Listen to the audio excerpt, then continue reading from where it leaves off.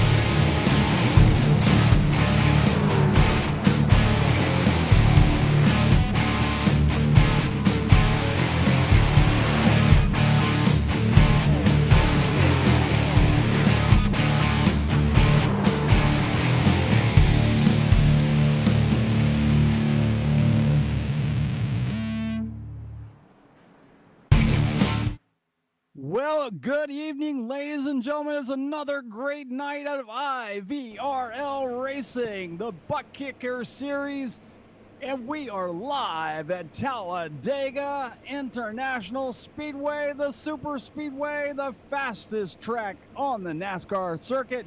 It's me, Randy Pepper, alongside Nick Adams. What is happening, brother? Oh, sir, I am excited, and you just got me even more excited and pumped up with all that energy you have. Yeah, man, I'm excited about this one. This is going to be fun. I'm like, whoa, we are going to watch some drafting and some banging and bumping. And I've already talked to some of the drivers, and they said it's going to be loose out there. That's even better. They're going to wreck all over the place. Randy, you are getting me all sorts of pumped up for this tonight. This is amazing. I've heard you pumped before, but I've never heard you this excited. I'm just actually trying to show you exactly what you sound like, Nick. This is you. This is you. This is how you come out, and you show me how your heart is going to explode at any second. No. No, it's going to be, I'm really excited. This is going to be a lot of fun. The drivers are right now coming off pit road. They're getting a pit party together, and I see our good buddy Adam Wood involved in that. So it's going to be a lot of fun to watch these guys get out here and practice a little bit. And I did hear them say that the cars were actually a little loose when they were together. So we may have some fun racing tonight. So are you telling me we're going to have a blast at Talladega? Absolutely. And you know, one of the best things I've seen all night, our good buddy, the 15-year-old Christian Converse, is back. That is something I'm excited for. Yeah. So I guess he just wanted to go plate racing this week and blow off karate. Or karate. So, ladies and gentlemen, tonight we are going to do 100 laps around Talladega, 200 and about 50 miles, you can call it that, and we are going to have a heck of a lot of fun. Yes, we are. This is going to be a lot of fun. So you don't want to go anywhere, folks. This is going to be a barn burger. Barn burger? Barn burner. A barn burner indeed, Mr. Pepper. I'm excited. I know our fans are out there excited, and I know there's a heck of a lot of people out there that are going to be watching tonight and just pumped for this. I mean, there's nothing better than good old-fashioned plate racing. And I couldn't be any happier. Did you look at the chart? Look at the speed chart. Who is up on top? The Miller Lite car of Adam Wood. It's the man we were just riding on board, Mr. Adam Wood. We'll go ahead and show you Mr. Adam Wood, the Woo Adam Wood from First Response Racing. The Woo. 36 years old, out of Rockfish, North Carolina. And actually residing in near the Dallas, Texas area right now. He's in the military, and they kind of move him around, so that's where he's at right now. And just, we're watching that big old pack, and we got a big old Adam Wood is involved in that one as well. There's Mr. Adam Wood with a big wreck. So, But, you know, he's on top of the speed charts, and it's always good to see somebody that we don't usually see at the top of the chart. And it's always fun to see my teammate up there. So I'm good about that. Ooh, we got a lot of tore up cars right now. It's a good thing this is not the real race, because we see a lot of guys going home right now. We would. And actually, they would be, if they got off right now, they could set themselves up for a little, what do we say, NXT wrestling is on tonight, Tuesday night. Used to be Impact Wrestling, but they moved to Thursday night. See, usually when I wreck out on Wednesday nights, I go watch the AEW. So that's my big thing. You go watch AEW when you end up wrecking out? Yeah, that's what I do. I wreck out and I go watch AEW. I'd say it's a good way to, you know, enjoy a nice Wednesday night. So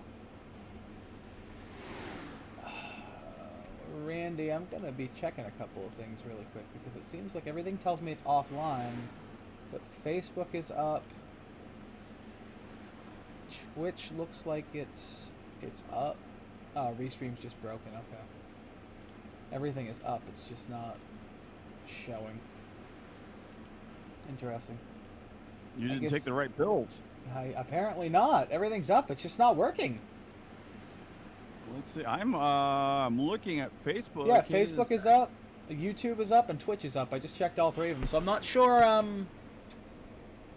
why, but it's a new system. We're learning it, so at least Facebook is up. At least I know they're up. So yeah. And I just heard myself and Randy Pepper's mic. I just saw that. I looked. I wanted to make sure everything was up as well.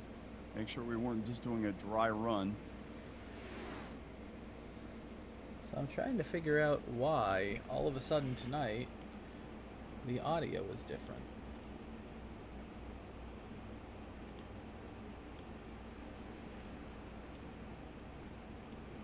That's on YouTube, so yeah, it looks like everything is up on my side. Yeah, everything is up now. I'm not sure what was going on, but everything is up now, so. But we take a look and we see Adam Wood. We have 6 minutes, Randy, before we get into qualifying.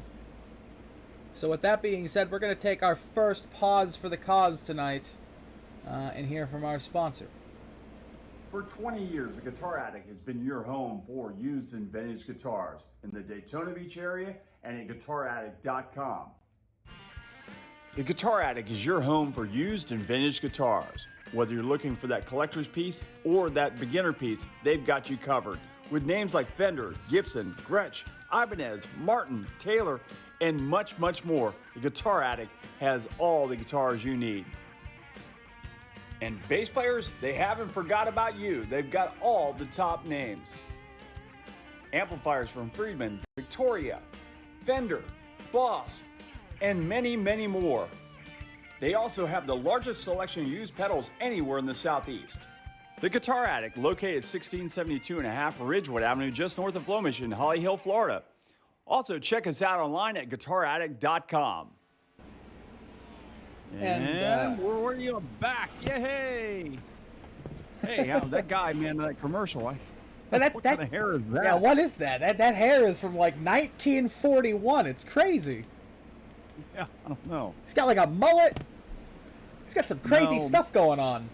No, Nick, a mullet is cut around the ears, and that's not around the ears. So please don't give that guy that bad mojo. Actually, mullets are back in style. I hate to say that, folks, but mullets are back in style. I was at Disney's Epcot yesterday, and I must have seen probably 40 different guys with mullets. So, hair color and mullets are what are in right now. Hair color and mullets, huh? Yep. No more tattoos. Now it's hair color. That's so if you, but you know, I gotta say that's a good thing, because you can always change your hair. But you know, if you get that tattoo saying, you know, Lisa on the side of your arm, and Lisa decides to sleep with your best friend, you know, you got to change her name to, you know, something else. So I'm just saying. Just think about that next time you put that tattoo on. I wasn't sure where you were going with that. I'm just saying there's bad things about it. I'm just saying you can change a hair, but you can't change a tattoo. But you can, but it just costs a lot. So, or you change it into a butterfly. I'm so confused. I don't even know what we're talking about anymore. I know. It's all related to Talladega because there's a lot of people with tattoos at Talladega. That's all. That was my relate to Talladega because I played this track many times in the Miller Lite Pavilion. Miller Lite Pavilion. Yeah, it's right in the middle of the track. Done many pit road picker shows. So if you've been to Talladega and you've seen the band plate in the Miller Lite Pavilion, you've seen me. So been out there many years with pit road pickers with Pat Patterson. So interesting. So anyways, what does our point standing look like right now? Do you have any idea about that? Yes, I do. I don't have it, so I have it. I can't throw it up on the screen, but I can tell you what we have because I don't have it set up to go up. But after Richmond, actually, you know what? I can take 2 seconds and do this. Give me 1 second. I'll throw it up here. Drivers are now doing burnouts on pit road. All right. So after Richmond, that's your driver points right there, folks. Let me turn this off because this is actually overlaying on top of what I need it to be. So Joseph Kazi, obviously your points leader after continuing to be one of the most consistent drivers on the track. With 7 wins so far this season, 8 top 5s, 9 top 10s. He's completed 1,478 laps. I would probably say, I'd guesstimate that he has led 3/4 of those laps, if not just say 420 of them. Yeah, I would guess that. And then Greg Holt is your new second place driver. Patrick Gaspar in third, up 2 positions. Nicholas Weatherby up 4th, up 2 positions. Will Cannon up 3 positions to 3rd. Christian Converse missing his 2nd consecutive race last week dropped him down to 6th. So he went from 2nd to 6th. He's now about 150 points behind Joseph Kazi as we have a massive crash here in turn 4 in practice. And the battle for about 16th in points is really starting to heat up. You've got Derek Schilling at 221, Jaden Gimbel at 217. Then you got Joey McKinney just barely squeaking his way into the playoffs right now with 235. So that battle for 16th, Randy, is really, really, really starting to heat up. So I can't wait to see what's going to happen as the season unwinds. As we're now 1/3 of the way through the regular season. Well, Wow, actually, we're a little bit over 1/3 of the way through because there's 26 regular season races. We're 10 races in. We're almost halfway through the regular season. Wow, unbelievable! It's going by fast. It has. 10 races with you, Randy Pepper, has taught me so much that I would go back and do all 10 of those again, and I'd probably be a hell of a lot better than I was the first 10 times. I doubt that. I don't know if you're telling me that I suck, or if you're saying that you're not as good of a teacher as I think you are. Nah, I don't know. I have no idea about that. I had good teachers myself. So, anyways, I was going to say Brandon Massey had a terrible week last week. Hopefully this week he'll have a better race here. I don't think Brandon Massey was here last week. He was. Was he? I think he finished dead last. I think he joined the session, didn't qualify, and wasn't able to start. I think something came up. Oh, okay. But I mean, that's a horrible night. Well, that is definitely a horrible night, without a doubt. And, without a doubt, that's a horrible night. So, I definitely do concur with you. As practice comes to an end, and we are going to start qualifying. And qualifying is kind of important here at Talladega. It's not the end all be all. It is. It's just trying to get wherever you can get. My thought process, tell me if I'm wrong here, but my thought process has always been, oh, whoops. If you can't get the pole, and you don't think you're fast enough to get the pole, start out in the back. Yeah, that's exactly where I was gonna go. Was if you really don't think you have that car to get the pole, just start in the back and just run around and wait for the big one to happen and try to make it through it and get the best finish you can, because things happen in a hurry here and there's not a lot of time to react if you're in the middle of it. So yeah, I was going somewhere about these cars, about a couple of drivers, but now I've totally lost track of that brain thought as I'm watching the number 20 David Salter run around the track right now. So I've noticed a few cars like Salter's, and I'm not really sure which other one, but they both have a really nice paint scheme on the full throttle. The silver numbers on the car, black car with silver numbers and a little trim of blue. Really nice looking Mustang. Yeah, we'll take a look at the full throttle machine as he comes out of turn 2 and heads down the backstretch here. That's David Salter, the 48-year-old Pasadena, Maryland native. Looks like he might be a firefighter, so one of our first responders. So we thank him. So he heads down off into turn 3, and we'll see where he can get going here. As we come out of turn 4, it comes to the line. This should begin his second lap. I'm sorry. As he's going to cross the line here, and he will run a 52.06, so he's third fastest right now. At the moment, Jacob Kaplan on your provisional pole. I believe, isn't Jacob Kaplan the other one, the full throttle guy?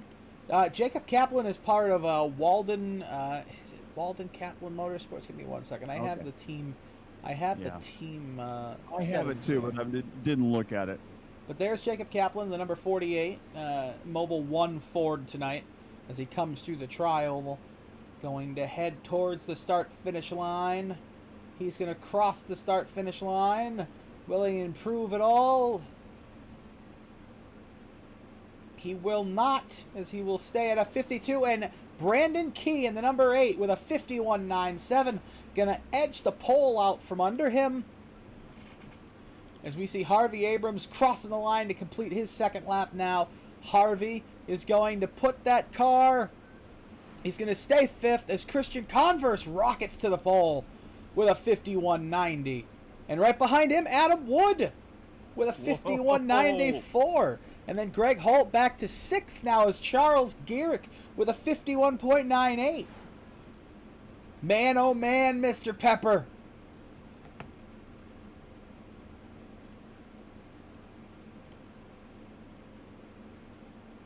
It's about to get fun.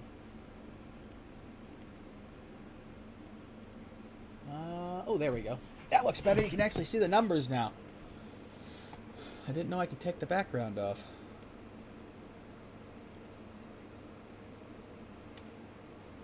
All right, Mr. Ira Kohlhaas is the last guy on the track. He's sliding down the backstretch, and he was the last gentleman to qualify here. As, Randy, you know who's missing from this field tonight? Is our championship leader. Oh, no, he's not. Never mind. No, he's not. There he is. Just crossed the start-finish line now, Mr. Joseph Causey, the 32-year-old from North Miami Beach, Florida. Where did he put his car tonight? Joseph Causey, 20th fastest with a 52.025. So Randy Pepper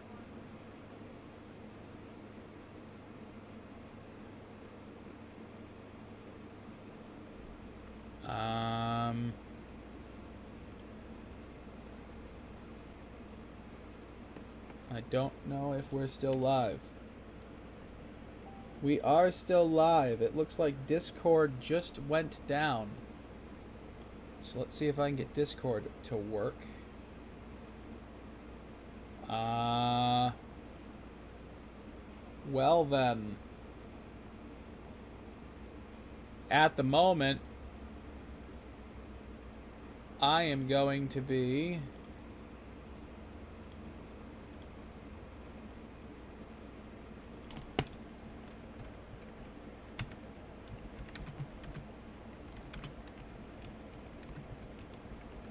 Sorry, folks. Give me 1 second here. I have a problem with the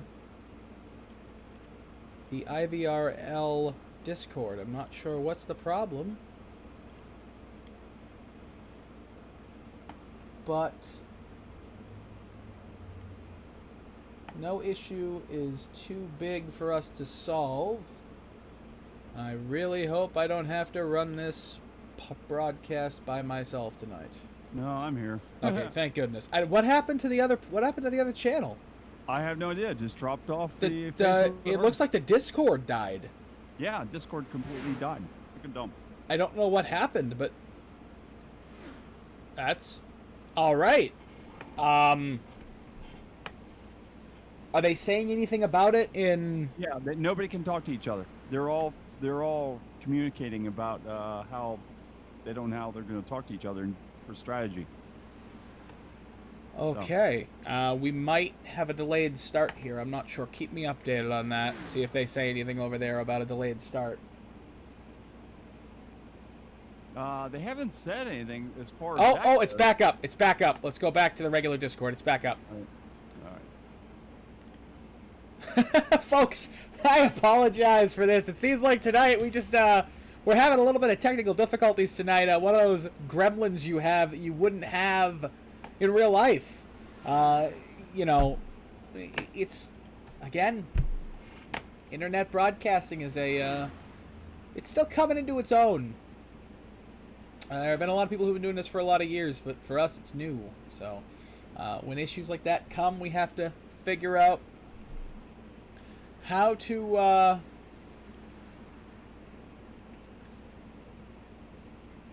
solve it. And at the moment, it looks like we've got it solved.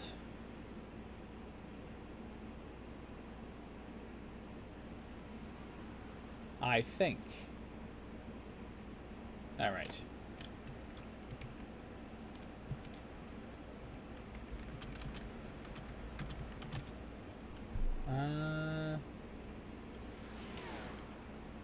Is it not back up for you yet? No, it's not back up. Okay, so we'll stay here until we go to our first commercial break, and then during the commercial break we'll switch over if it comes back up. Let me know when it comes back up for you, and then we'll go over there.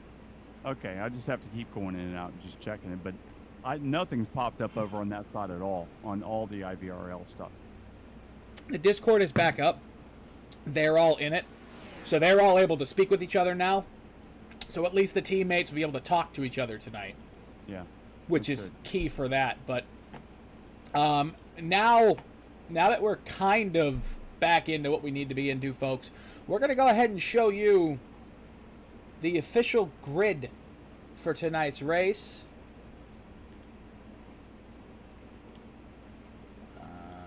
Maybe. Okay, there's the qualifying results. So Christian Converse is obviously going to start on the pole. Adam Wood will start second. Brandon Key third. Charles Garrett fourth. Cody McKinney in fifth. Derek Schilling in sixth. Ira Kohlhaas in seventh. Greg Holt in eighth. Jacob Kaplan in ninth. And Harvey Abrams in 10th. Randy, 30 seconds till they say fire your engines and get on the racetrack. Do you have somebody that you're looking at tonight to be that guy who's going to maybe come out of nowhere and shock the world? Or do you think it's going to continue to be Team Tito, Team Racing? You know what? This is going to be a long shot, but I'm actually going to go with Adam Wood. I think Adam is a really good plate racer. If he can get some help from somebody that isn't part of a team, because, I mean, Christian Converse, Greg Holt, Causey, those guys are all going to team up. There's no doubt about it. They're going to go ahead and do what they got to do to win this. But you know, Adam, if he can get hooked up with maybe Ira Kohlhaas or somebody like that, and you know, somebody that's going to run fast, he might be able to win this thing. But I'm going to go with Adam Wood. I am going to agree with you.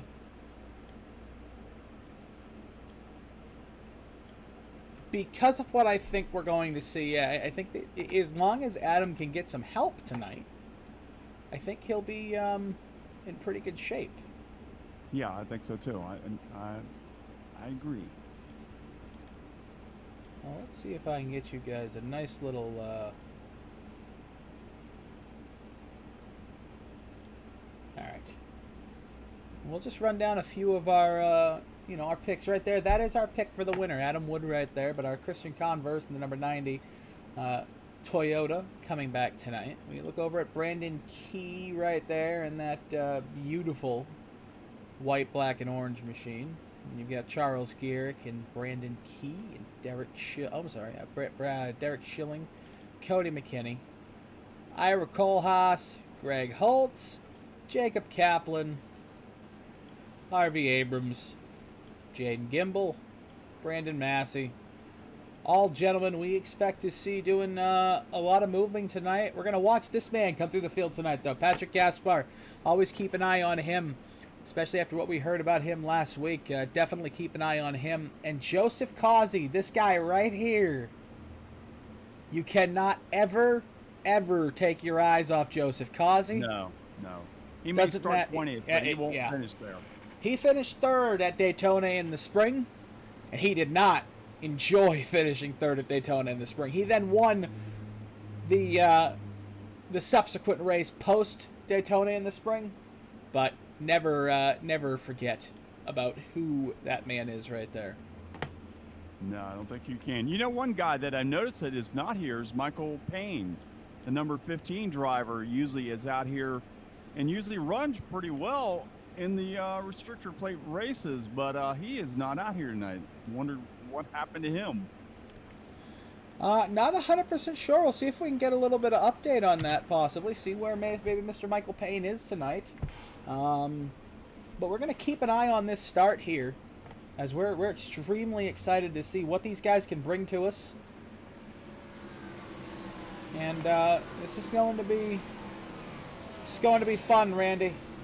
Yeah, I am excited to go green flag racing here in just a bit as the pace car is pulling the field around 2x2, side by side, lug nut to lug nut on a beautiful night here in Talladega, Alabama on the old airstrip. And pace car is pulling down off the grid and heading towards pit road, as Kristen Converse has made his return to the IVRL. And on his outside, Adam Wood. Would the Woodman have something tonight? We are anticipating he will, but you never know. Brandon Key and Charles Garrick on that second row. And here we go. We are green flag racing for the first time tonight here in the IVRL at Talladega Raceway, Super Speedway, excuse me. And there goes Kristen Converse down to the inside, and him and Brandon Key have hooked up to try to pull away from that outside line. Kristen Converse has a one-car length lead over second, third, fourth, fifth, and the whole mess of them all behind him, and they've got a run going on the outside as they head towards turn number 3. Yeah, down the backstretch, the outside lane has a nice run, though. Adam Wood trying to stay there, trying to get a little bit of a side draft off into 3 and 4.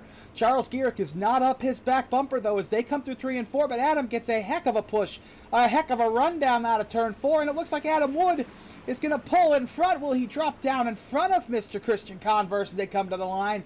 But it looks like coming through the tri-oval, Adam Wood is going to lead lap number 1 here at Talladega. Yeah, Adam Wood, the First Response Racing number 45, is out in front for the first time this season, leading the field off of turn number 2. Down the super stretch they will go. Adam Wood, followed by Christian Converse and Charles Garrick.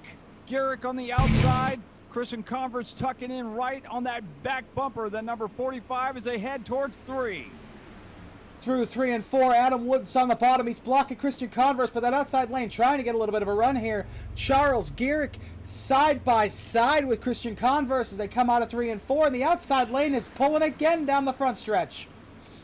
Through the tri-oval, they're 2 by 2, about 20 cars deep, and then it's a single file line. But the outside line getting a heck of a run. Will Charles Garrick take the lead at Talladega? He will lead lap number 2 at the Talladega International Speedway.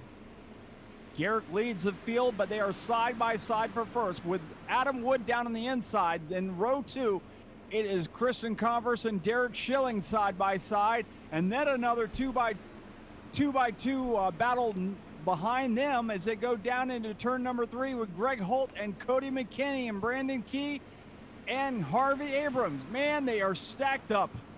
They are stacked up about 20 cars deep. The inside-outside lane are even here through 3 and 4. Adam Wood comes up, gets a little bit of a side draft out of 4. Drops back down to the yellow line. But Christian Converse wasn't there to give him a push. And Charles Garrick is going to get that push from the number 87 to Derek Schilling. And through the tri-oval, Charles Garrick will lead lap number 3.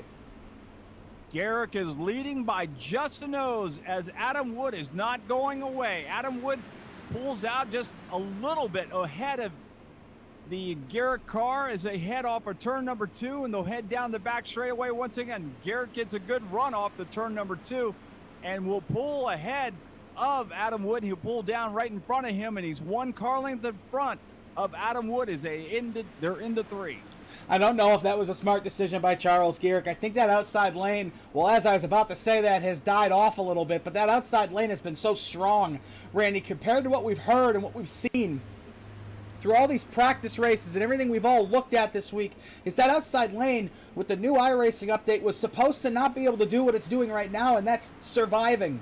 But it's starting to die off now. It looks like maybe their leaders were Adam Wood and Charles Garrick as that outside lane has fallen back.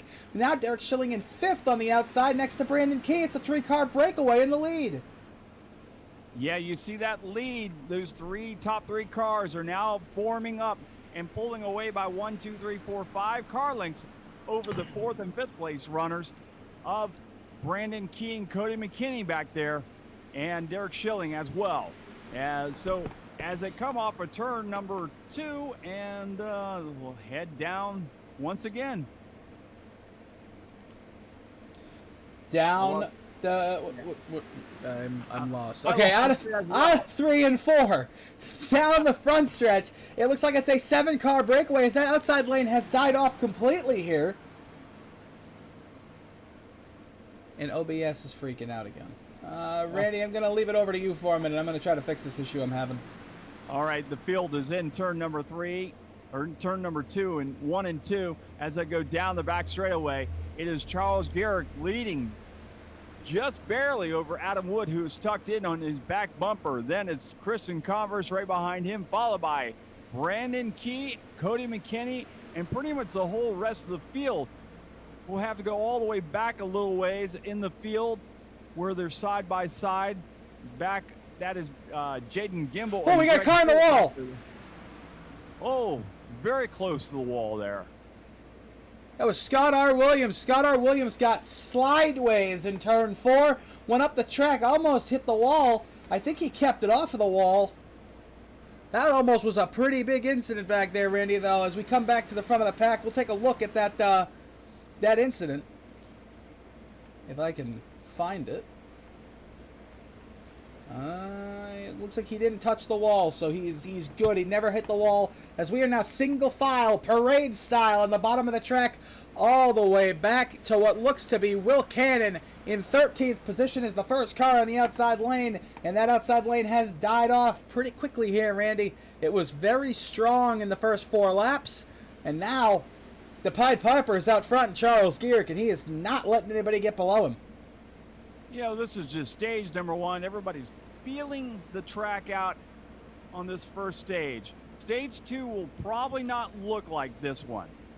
I believe stage 2, these guys are going to get a little bit more antsy, but this stage here, I think they're going to feel the track out, find out what's going on in the car, and also have their communications with their other drivers that they're working with and figure that all out as well. Yeah, stage 1 and 2, both 25 laps, so it's kind of a shootout. And then stage number 3, the money stage, 50 laps, and my caution is out. Flipping. Oh my goodness, there are multiple cars involved in this one. Brandon Massey, I believe, is involved in that, but I'm not positive. I saw a car flipping, and I thought it might have been Derek his. Schilling on his roof. Oh, Derek Schilling, what happened to him? He was third a couple laps ago, started 6th, all the way back to 26 now. Let's go ahead and try to take a look at what happened to Derek Schilling.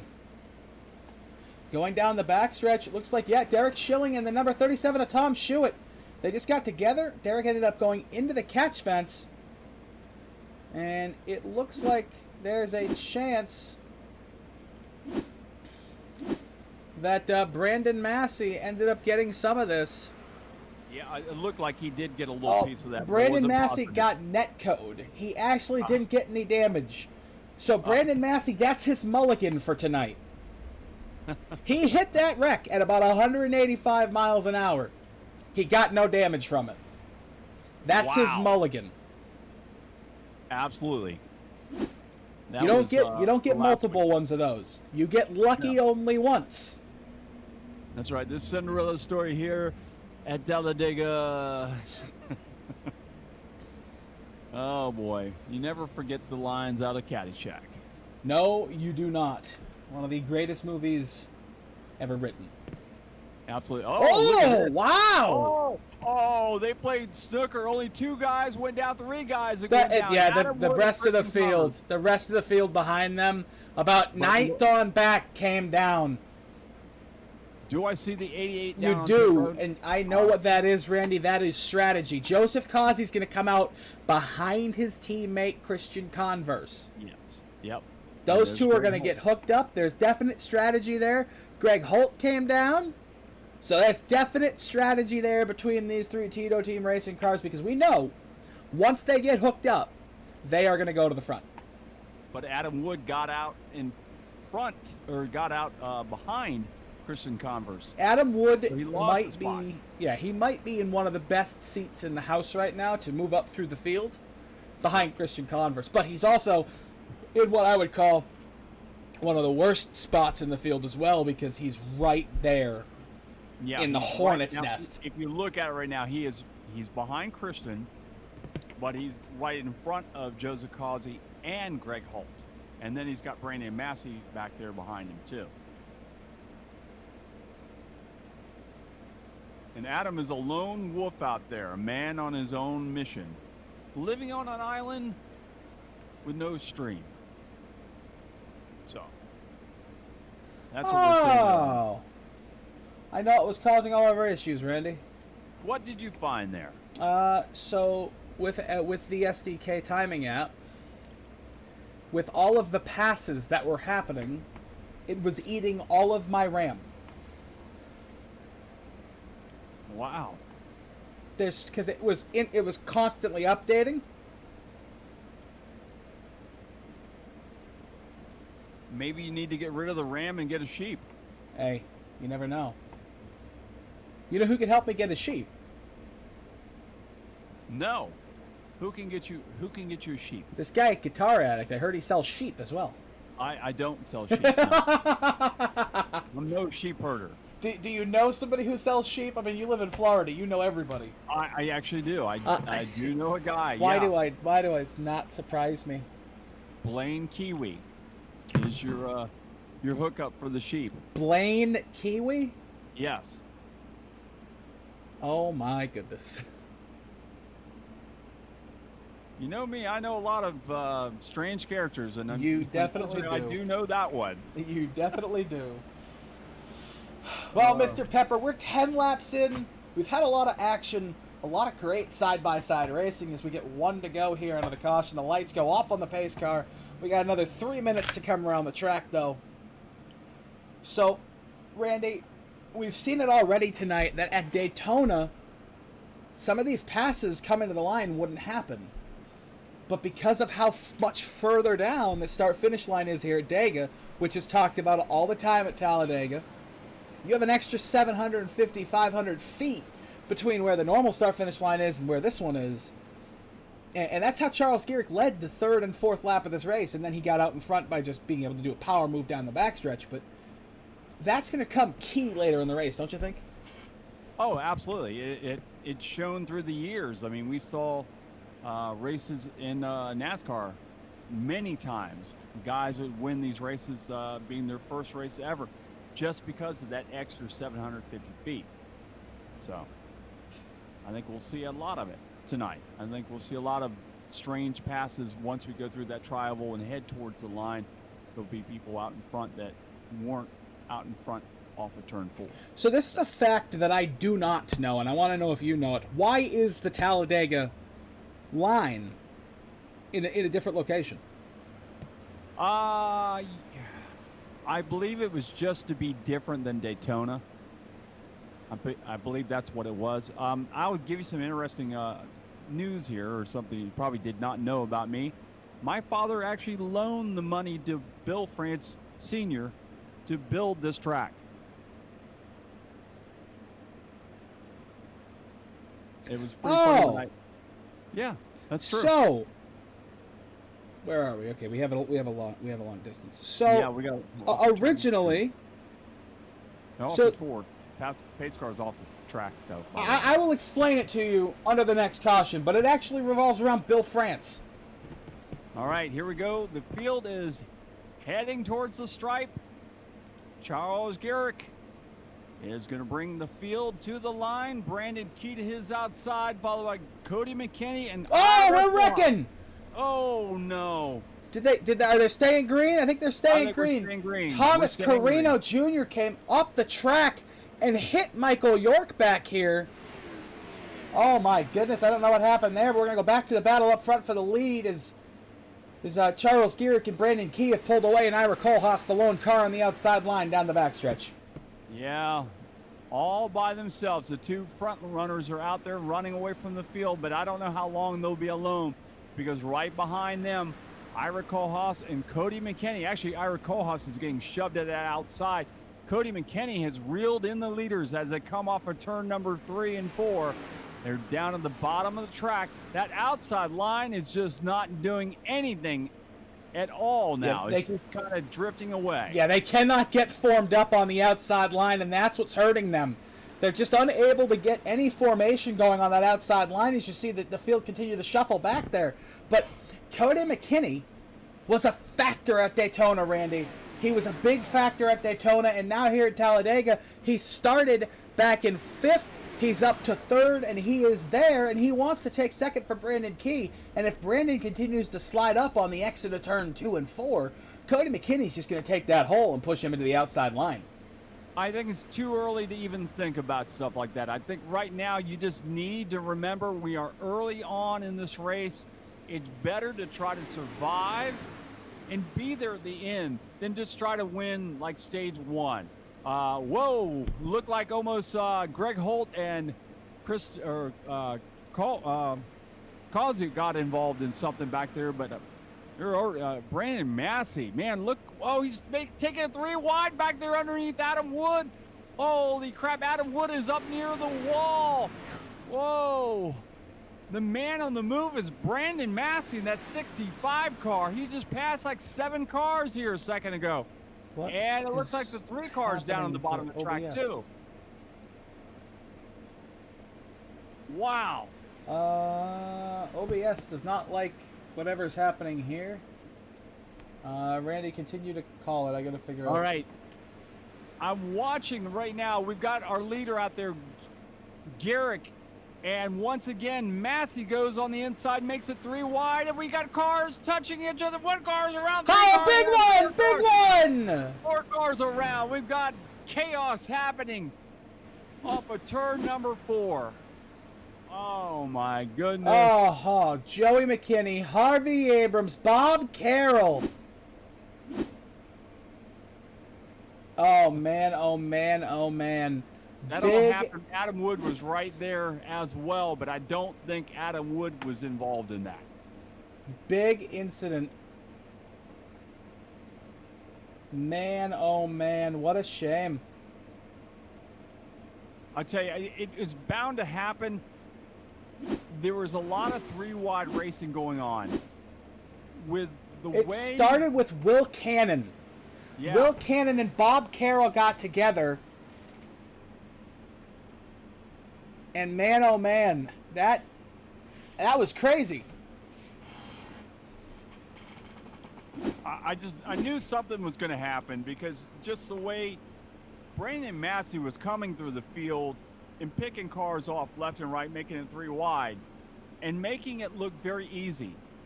And I think that may have given some of the other drivers a little comfort to see what he was doing, and I think that might have given some of the other guys a little confidence to maybe try something that wasn't going to work, and it just looked like, you know, one car came down on the other one, and maybe the spotter didn't tell him. I don't know. It looks like our leader, Charles Garrett, is pitting, and it looked like Brandon Key was going to go with him. Brandon Key said, I don't think so, not this time. Yeah, it looks like the other people who didn't pit earlier decided to pit this time, not pit under the next caution. And then we'll see what happens. But Randy, we are going to step away and hear from our sponsor, Guitar Addict, one more time here at Talladega before we finish stage one. For 20 years, the Guitar Addict has been your home for used and vintage guitars in the Daytona Beach area and at GuitarAddict.com. The Guitar Addict is your home for used and vintage guitars. Whether you're looking for that collector's piece or that beginner piece, they've got you covered. With names like Fender, Gibson, Gretsch, Ibanez, Martin, Taylor, and much, much more, the Guitar Addict has all the guitars you need.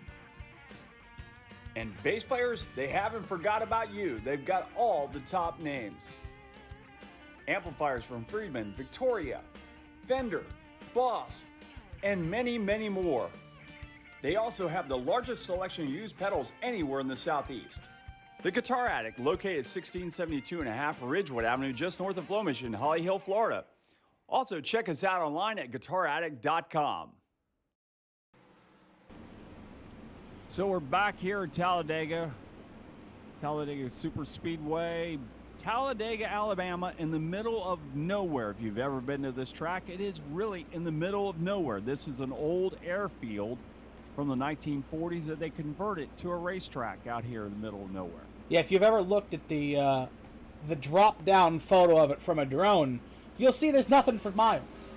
No, there's nothing. This place is completely on its own, which is why I still don't understand why there's not lights around this racetrack and they race here at night. I don't... It would be great. There's no noise restrictions. You couldn't hear... Nobody would complain. There's no neighbors to whine. A night race at Talladega in the fall when it's 900 degrees during the day. No. You don't want to see nighttime racing at Talladega? No, I know why they don't do it. They have a thing here called the Redneck Games. They do this during the races. Usually the fall races, they'll have it.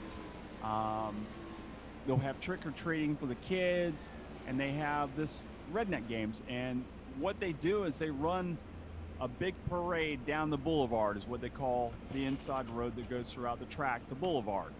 And they line the drivers up on this big hauler, and they come in and they judge the Redneck Games. They have Poop, Shoot, Boogie. Let's see, what's the other one? The Booby Glass Cleaner. What? What? They have yeah, you heard me right. Booby Glass Cleaner. What that is, they put soap on the window, and the girl has to clean the soap off the window with her boobies.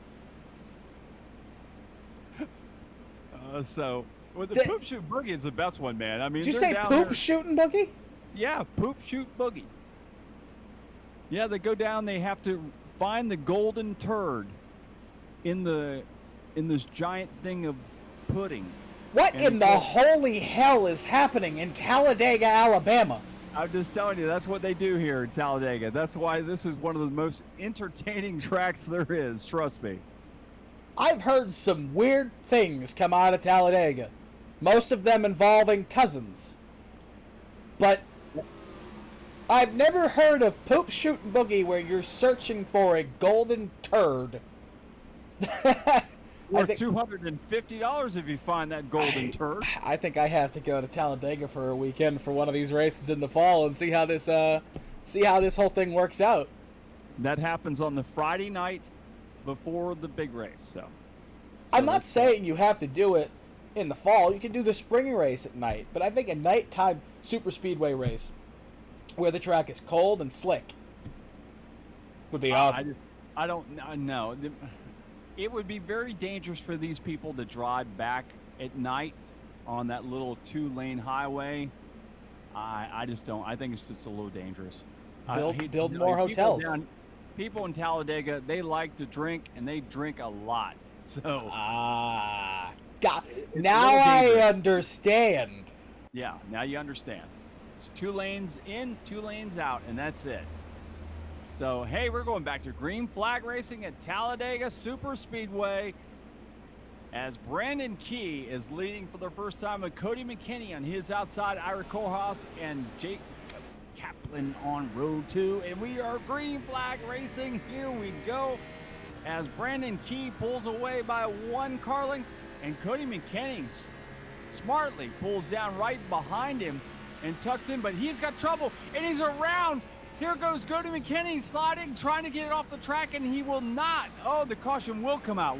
I'm not really sure what happened there. It looked like maybe Brandon Massey got into the back of the 14 of Cody McKinney. Cody McKinney's in the pits. Cody McKinney towed. Oh, no. It didn't look that bad, but I guess it was. Cody McKinney, of all people that needed a good race. Let's see if I can figure out what happened here. As, oh, wow, when the caution came out, they were gone. Hold on. Let's, all right, so we'll watch from the green flag here. So as we come down to the start-finish line, everybody gets going. Cody slots in second. Ira Kohlhaas in third. Cody slots in second, gets on the back bumper of Brandon Key. And... Oh! Oh, something broke. Something on Cody McKinney's car or Cody McKinney's setup must have broken. Wow. He lost what I would say. He just didn't go. Let's see if we can grab... Did he blow up? I don't think he blew up. I think he might have blown up. He blew up, Randy. Cody McKinney blew up. He missed a shift and he blew up in turn 2. Oh wow. My good. We'll watch this again. We'll go on board Cody McKinney. He's going to be kicking himself. So there he is, shifting in the third. Into 1 and 2.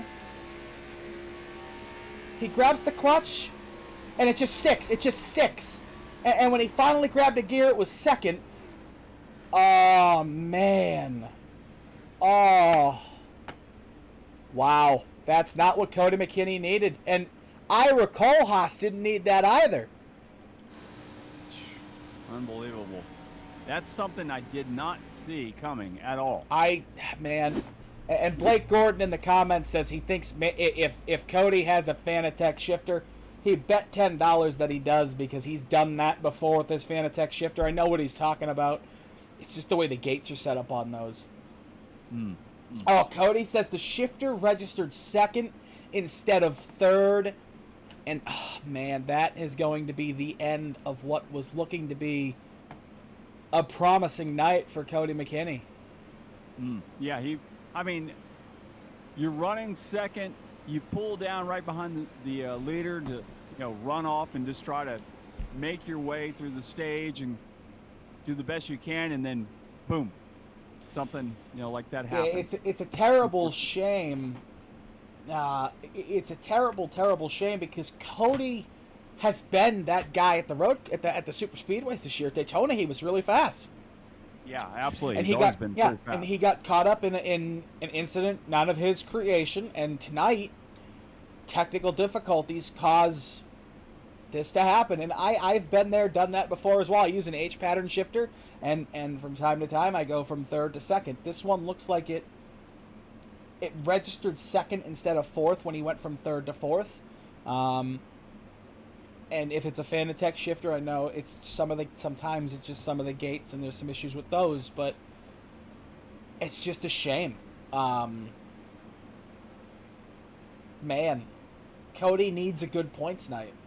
We're going to bring up the points really quick one more time, and you can see that Cody's in 12th, but it hasn't been the cleanest season for Cody. He has no top 5s, only 2 top 10s. He hasn't completed all of the laps this season. He hasn't completed about 200 laps. He has one of the highest incidence ratings, but he's getting involved in stuff that's not of his creation this season, which is the unfortunate part for Cody McKinney. Yeah, that's the bad part. I mean, when you get into these incidents and you have, nothing to do with them, you just kind of victim of circumstance. That really hurts. Yeah, that's it. That's one of those where you can't do anything about it. You just have to learn to live with it. And Cody, I think next week will come back a little bit more aggravated than normal and then try to win the race as we're going to come down to 4 to go here in stage number 1. Brandon, I don't know if you've looked at this. It looks like the Joseph Causey, the Christian Converse cars have fallen way back. They're back in 16th and 17th, yeah. Yeah, and Adam Wood, who was right with them, is now back in 5th place. They might be going for the long game like I did with the trucks here last week. Run in the back, just try to survive till the end and then start making your way up. I ended up getting a 5th out of that. Maybe that's what their plan is as well. Maybe so. Or maybe they're just not fast together without Greg right now. Maybe they're looking for Greg and they haven't been able to get up with him. Yeah, Greg is he was behind them when they came out of the pits that last time, and he's up to 9th now. So, and he was actually behind Adam Wood as well. Yeah, he's still behind Adam Wood, but it seems like they got the better end of the deal. So I'm not really sure. Maybe they slowed for that caution. Not really sure what happened, but either way, I mean, it is early. We've still got another 3 laps here, 4 laps left. 3 laps when we get going green here under stage 1. But really quickly, let's talk about the 3rd place car, Shane Wheeldon. He started 23rd. Up 20 positions. Have we talked about this guy? We have not talked about Shane yet. I don't believe we've talked about Shane all that much this year, but he is the teammate to the number 20. He is from Parksburg, West Virginia. He is 51.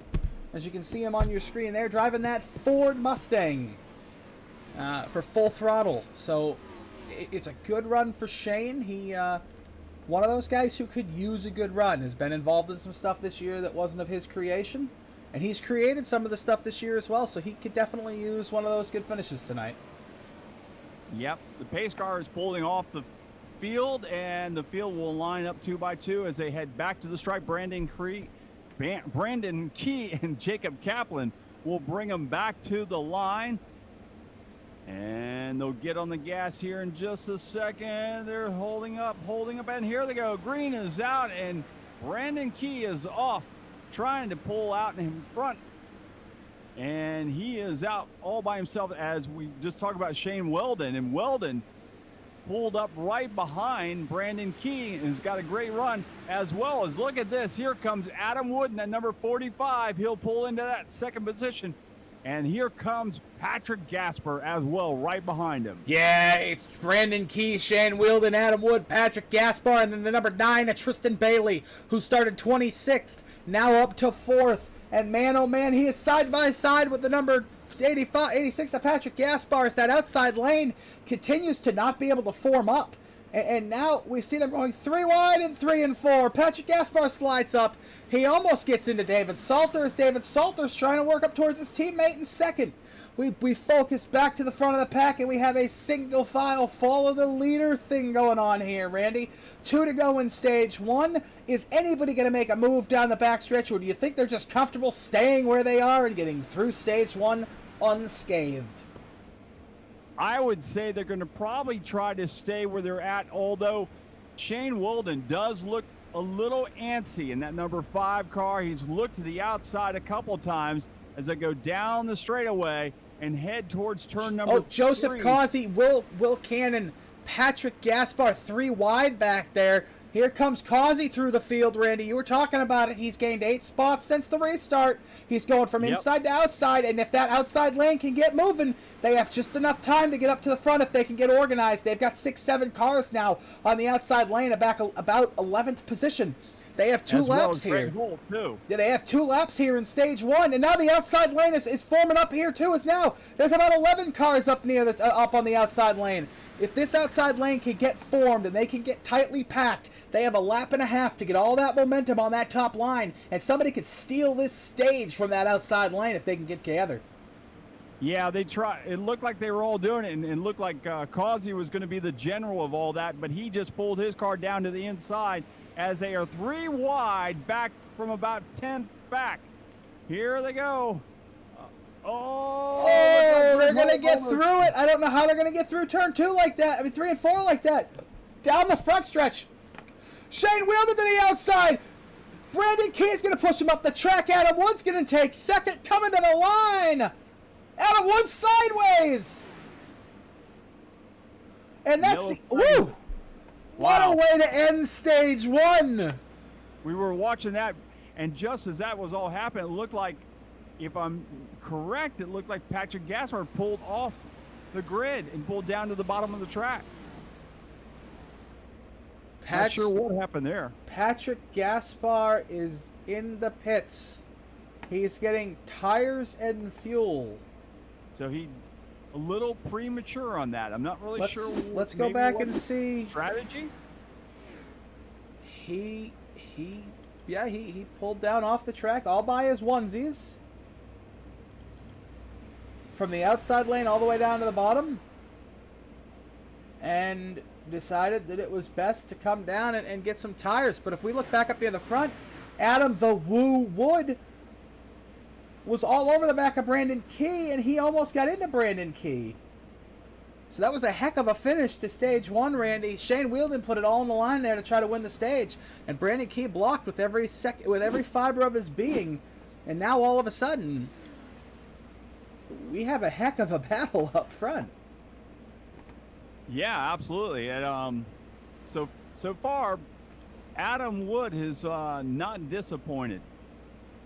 He went all the way back to about, I believe, back around 12th or 13th, and made his way all the way back to where he started tonight. So. Yeah, Adam has been unbelievable so far with what he's, He likes. I mean, he's said it time after time. He likes these tracks. He loves restrictor plate racing, and that's part of it. I mean, if you really like running a certain style track, you're going to flourish at it, and that's what he's proving tonight.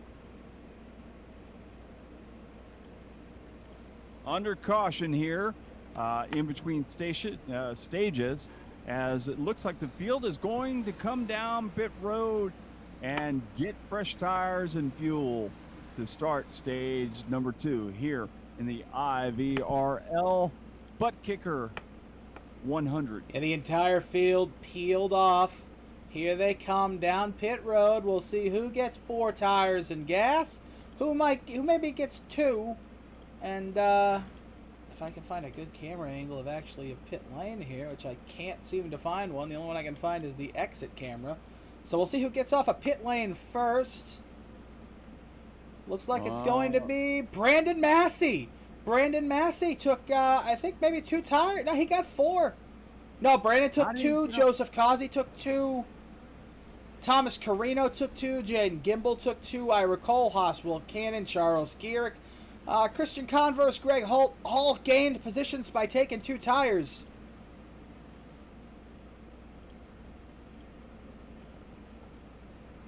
As, ladies and gentlemen, we're going to set the stage for stage 2 right after this message from our sponsor. For 20 years, the Guitar Attic has been your home for used and vintage guitars in the Daytona Beach area and at GuitarAttic.com. The Guitar Attic is your home for used and vintage guitars. Whether you're looking for that collector's piece or that beginner piece, they've got you covered.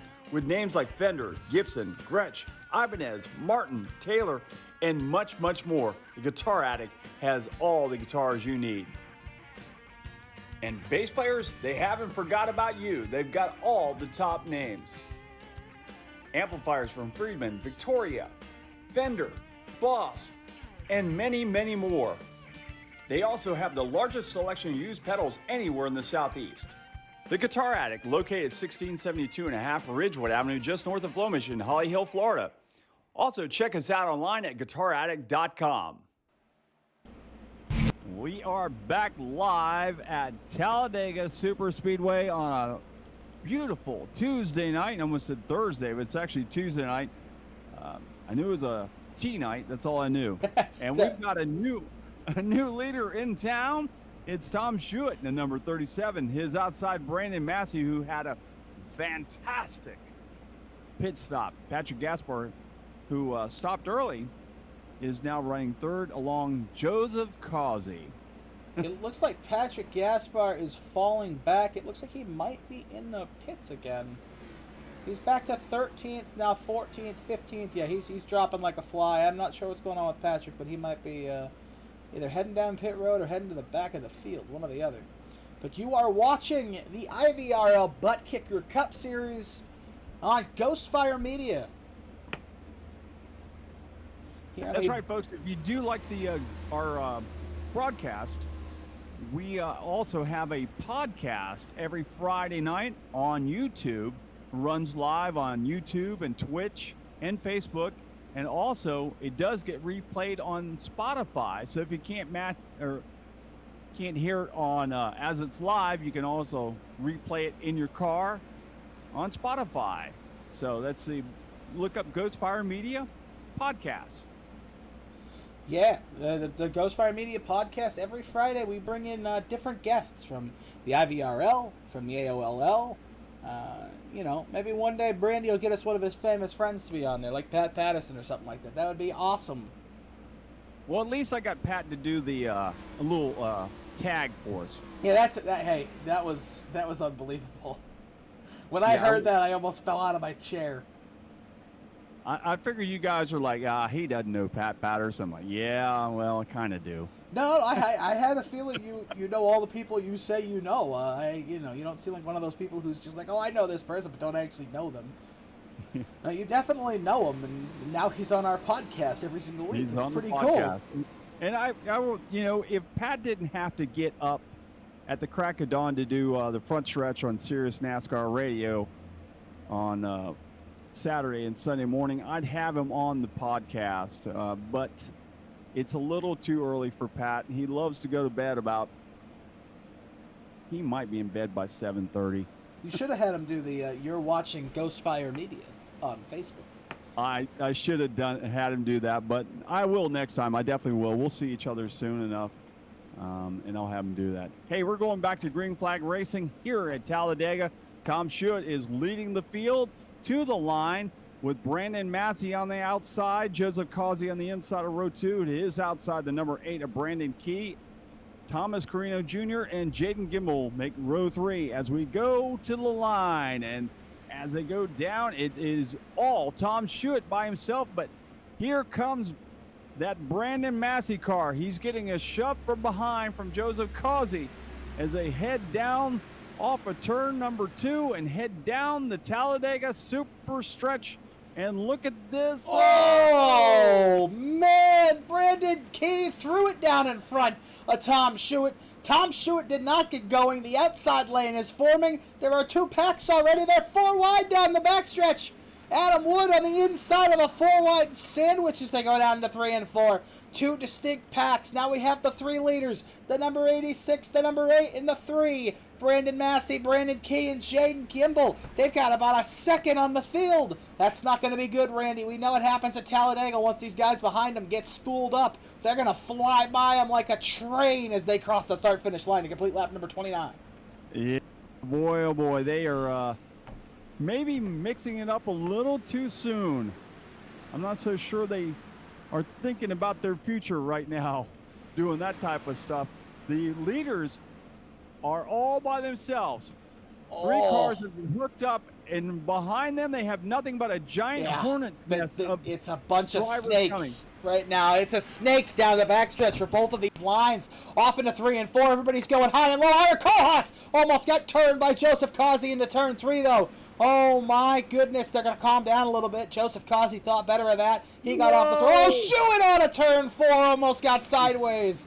Yeah, man, Adam Wood oh, got into the man. back of Tom Stewart, and Oh, Tom Stewart Joseph Kazi comes down. He almost hits Tom Stewart coming through the tri-oval. Whoa. They are not, if they keep racing like this, Randy, they're not going to make it around again. Into 1 and 2, they are side by side, and the Hornets are just getting angrier and angrier out into turn 2.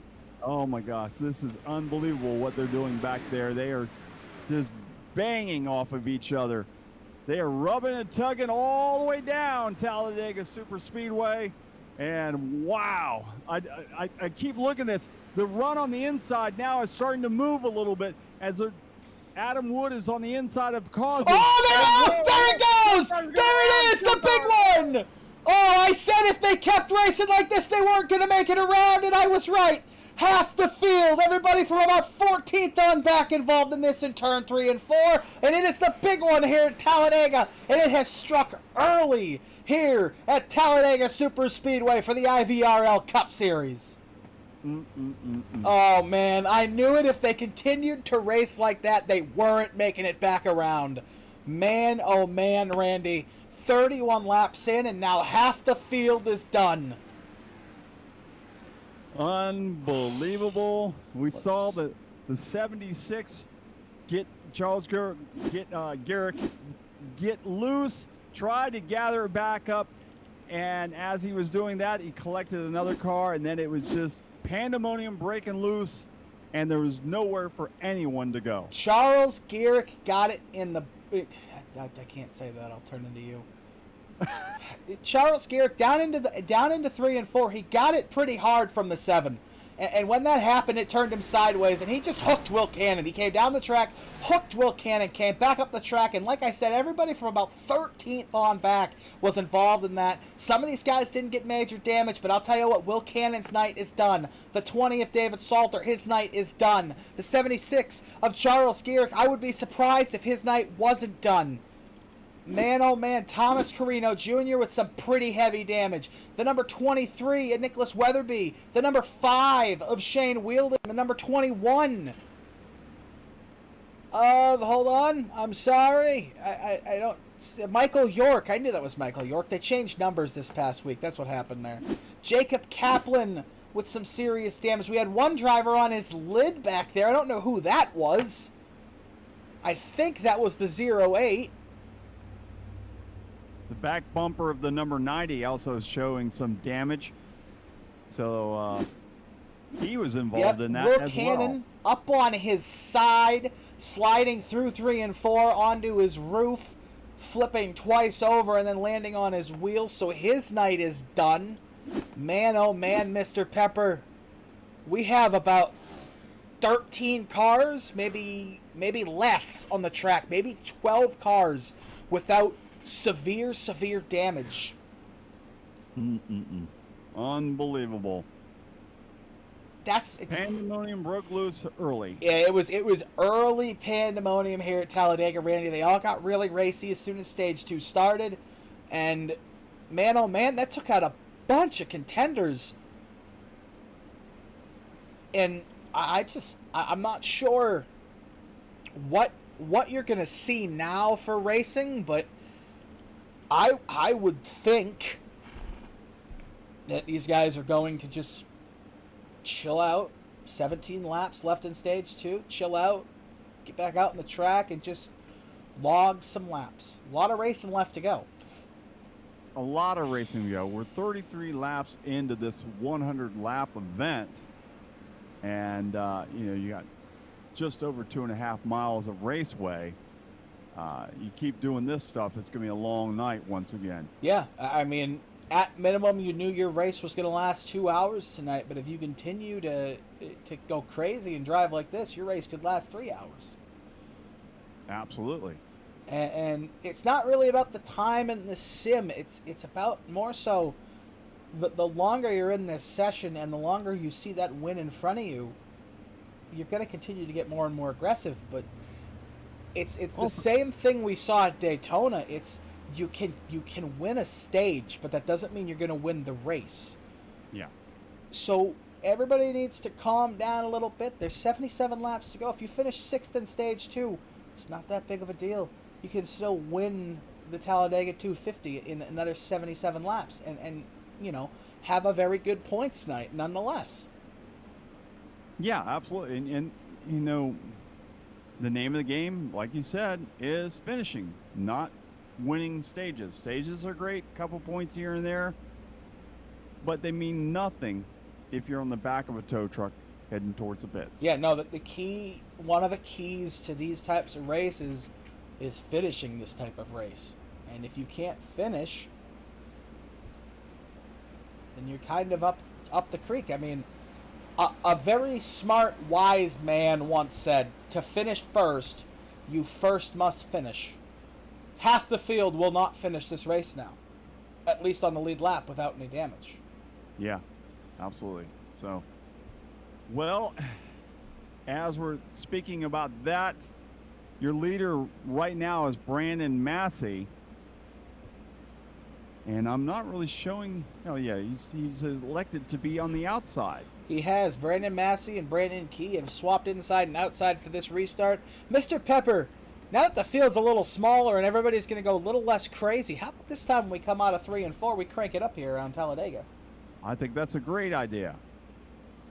Well, we are going to... Wait for that pace car to pull off the grid here and let the field go out. Brandon Massey is leading the field. Jaden Gimbel is on his inside for this. Brandon Key and Ira Kohlhaas make up row number 2. Then it's the 45 of Adam Wood and the 18 of Cody McKinney. And row 4, it's going to be the Greg Holt and the Patrick Gasper car in the 86, followed by Joseph Causey and Tom Schuett in that 37. So, boy, oh boy. We will crank it up here in just a little bit. Once the pace car pulls off, we're going to give you the sights and the sounds of the Talladega Super Speedway. Here goes the pace car off, and let's get ready to crank it up.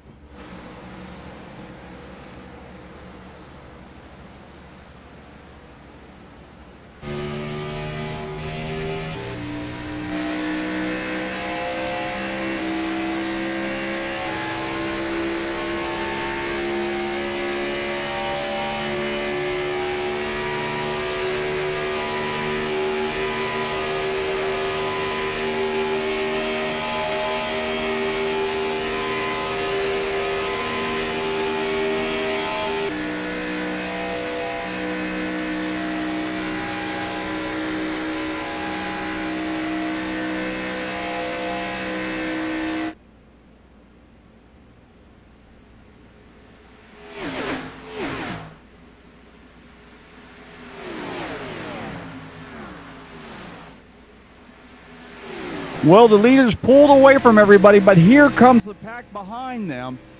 And the guy that fell back a little bit was the number 8 of Brandon Key. Brandon Key nearly had a truck full of that number 5 car, I believe it was.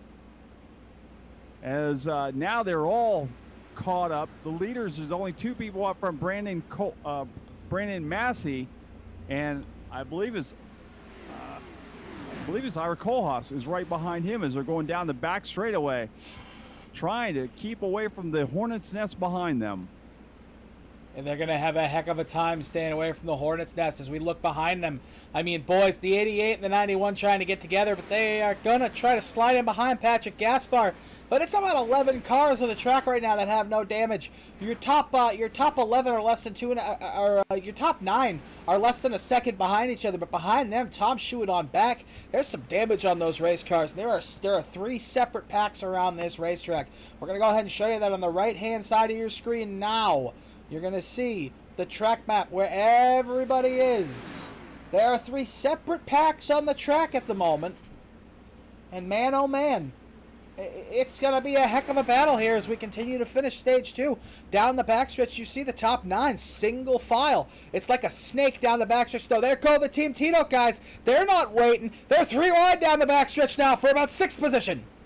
Oh, and they shoved Patrick Gasper right in the middle. He's all by Oh, himself. that's not going to work, boys!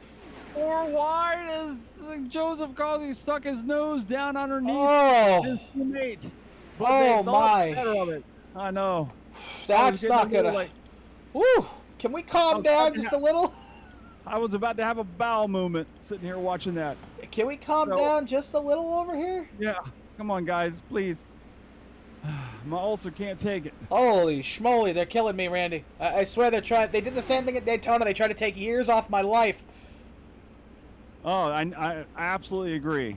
You know, I like it when they're going single file in this for a little bit. Just give us a little bit of time to relax and get our groove back up, because Stella lost it a while ago, so we're trying to get it back up. And there's single file holding on to that, but it looks like the 3 has got Joey McKinney all over the back end of him, and he'll back off a little bit, and they'll gather him back up, and they'll head towards the stripe to complete lap 38. Man, oh man, the teammates right now. Brandon Massey, Ira Kohlhaas. Take a look at Brandon Massey, the 33-year-old out of Ironton, Ohio, in the number 65 Chevy. The Mountain Dew Chevy. That I think it's G50X Racing, I want to say. No, I'm sorry, that's not them. They are Bohica Esports.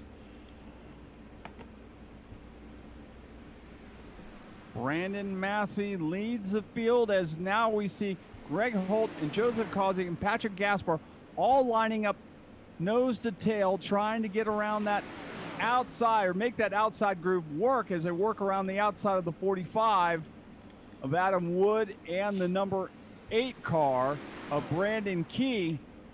And it looked like McKinney thought about jumping up there with those guys, because they are moving. They have moved their way up to the 4th position and working on that 3rd position as they work into the turn. And as they come off turn number 2 and down the back straightaway. Oh, Ira Kohlhaas! Jaden Kimball got into Ira Kohlhaas out of 2, and it turned him sideways. Holy moly. No foul, no foul. No foul. The ref says it's all good. It's all good. You know, watching those 3 guys run together in that outside, they start getting lined up and they start moving forward, but they seem to keep dropping back once they get off of turn number 2. Oh, those Tito guys are hooked up, but Greg Holt almost got turned in the tri-oval. If Greg Holt would have got turned to the left there, which is where he was going, he would have just taken out the other half of this field. There would have been 4 cars racing for the finish here. Man, oh man, can you guys not wreck the rest of the field? We don't want to call a race of 5 cars. Patrick Gaspar now has decided he doesn't want to work with those guys. He's going to pull down in the bottom, and he'll pull out in front of Greg Holt. Oh, they're 3 wide again down the backstretch. Yep. Holy mackerel. 9 laps to go in stage 2. Boys, there's 59 laps to go. Chill out, calm down. To win the race, you got to make it to lap 100. Yep. You have to finish the race to gain anything. As Gaspar is a man that is actually in the move. That number, he's diecast dude car. Is yeah, that the diecast dude on the hood of that '86 Chevrolet. Patrick Gaspar, I wouldn't say is on the move. He's just been one of those guys who's gotten lucky to where every time the 2 Tito team guys get out on the outside, they gain a position, then they fall back too. And then the 8 car jumped out, and then he fell back a couple spots. So Patrick has just been in the right place at the right time. But man, oh man, they're not holding it straight down the backstretch. You got 2 lines of 4 cars. How is this going to work as they go down to 3 and 4 with 8 laps to go in stage 2? I don't think they can get on the same page, because every time they start moving, somebody pulls down the bottom. This time it's Joseph Causey. He was staying with them, then he pulled down the bottom, and now they've all pulled down the bottom except for Gaspar and who's that last car? Brandon Key is the last car of that pack, and they're going to leave Gaspar to the outside of the pack. From about 6th on back, they are out of control. From about 6th on back, they are completely out of control right now. I think they're getting antsy. I really believe that Greg Holt and Causey they're not used to being behind people. I think this is something that they just don't relate very well, and they're trying to do anything they can to get up there and see the front of the pack.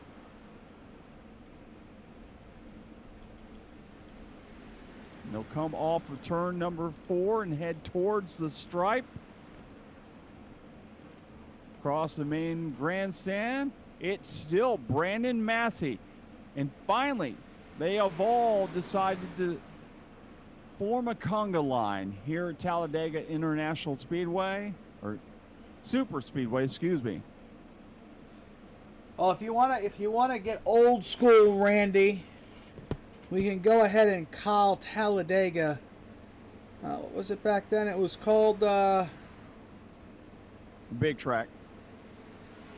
That's what they call it, the Big Track. No, I think they called it like. Hold on one second. I had this information earlier.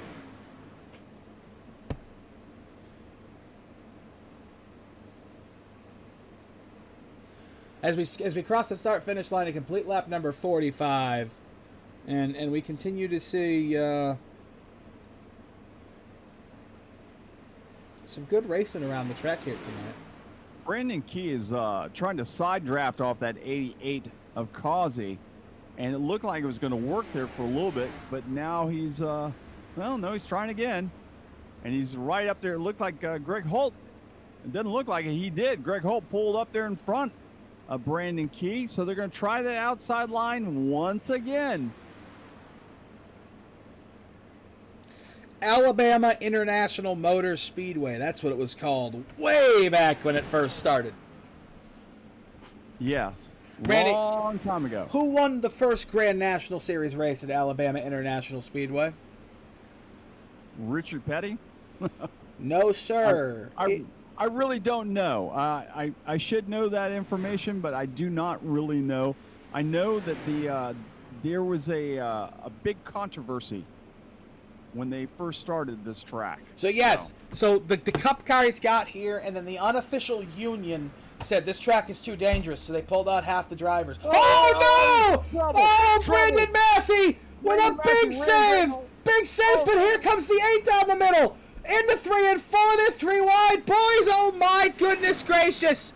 Oh my goodness! Ira Kohlhaas to the lead, and Brandon Massey's night of leading might be over. That could be some serious damage to the right side. I'm not so sure him and Greg Holt. Greg Holt's definitely got some damage out of that as well. Oh my goodness gracious! Wow. Patrick Gaspar dives to the outside. Adam Wood in 1 and 2. He's going to get side by side. Going to use a little bit of that side draft. Can Patrick Gaspar make that outside lane work all by himself? The answer is no. Here comes Brandon Key to the inside. Now Greg Holt to the inside. Joseph Causey on the back bumper of Patrick Gaspar. He's the only... No, he dives to the inside. Brandon Massey on the back bumper of Patrick Gaspar into 3 and 4. Whoa, oh, Adam Wood! Adam Wood nearly went around. Oh, my goodness. Brandon Key just said, hey, go faster, but he couldn't go anywhere. Oh my goodness. 3 to go here in stage 2, and you might think we're coming to the finish. I'm not so sure they're not going to make it back that line. The way they're driving, I don't know if they're going to make it back around again. We're going to see. We have 2 laps to go on the stage. Those guys in the second pack that are about half a track behind them, they could be fighting for the lead here pretty soon. You know, if I was like anyone in that top 4 right now, man, I would be worried. Because those guys behind them are like looking like they're willing to do anything to get up in the top 1 or 2. You might think it's the end of the race. I mean, there is no patience. There's no patience right now. No, none at all. Lap 49 on the board. All the way to the outside. Joseph Causey to the outside of Patrick Gaspar. He went from all the way to the inside, all the way to the outside. He's going to be up against the wall almost. He's going to lose a couple spots. And now as we come to the white flag here, we come down the backstretch for the final time in stage 2. Oh, and the 8 car all the way down the apron. Don't come back up. Don't come back up.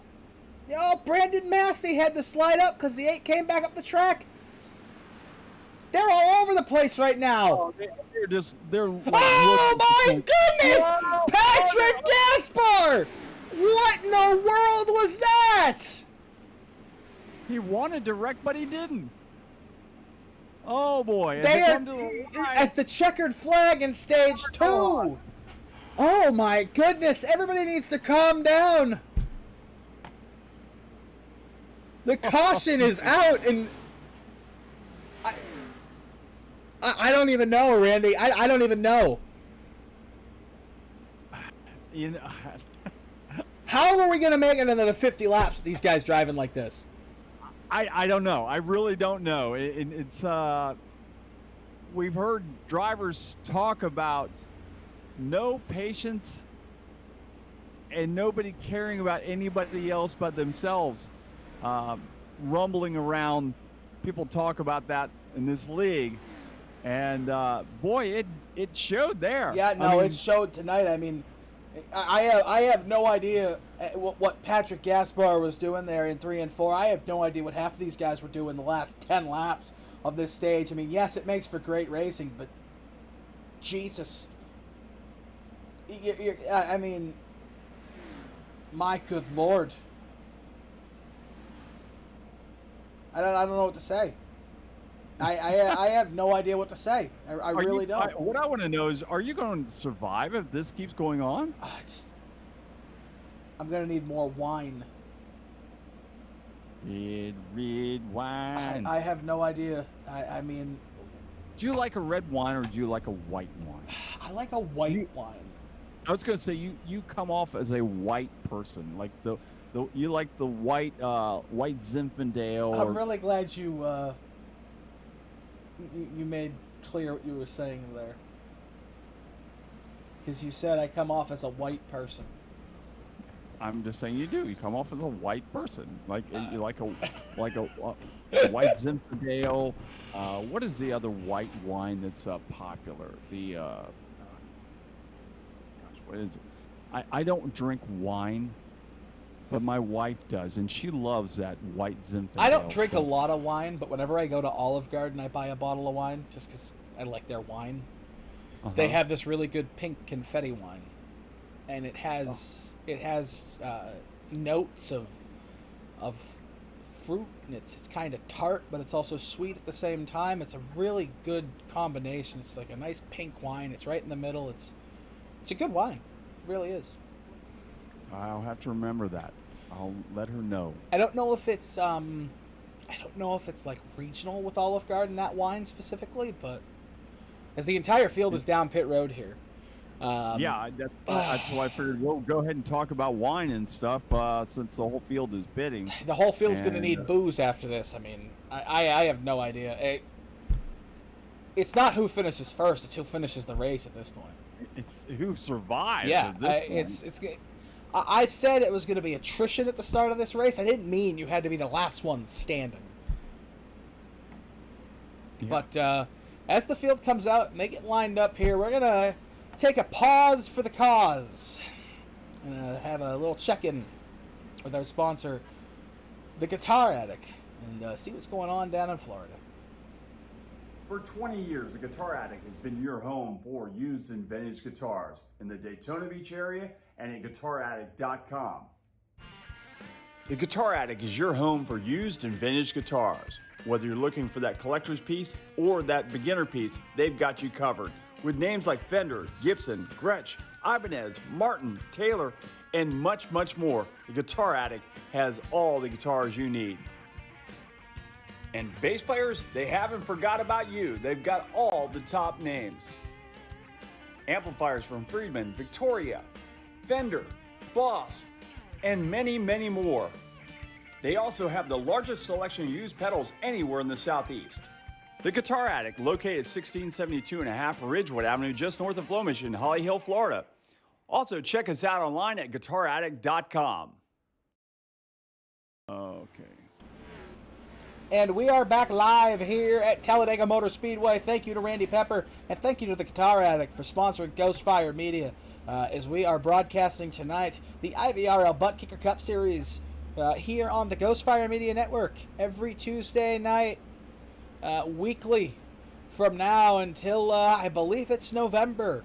We're going to bring you the IVRL Buttkicker Cup Series in our first year of what is to be hopefully many a years of broadcasting this amazing league with these fantastic drivers, as we have Adam Wood sitting in second place, who is a Ghostfire Media, he's a co-founder of Ghostfire Media. I was going to say, I think this was actually Adam's brainchild. Adam and Larry, and then they brought myself in, and then we brought... Actually, me.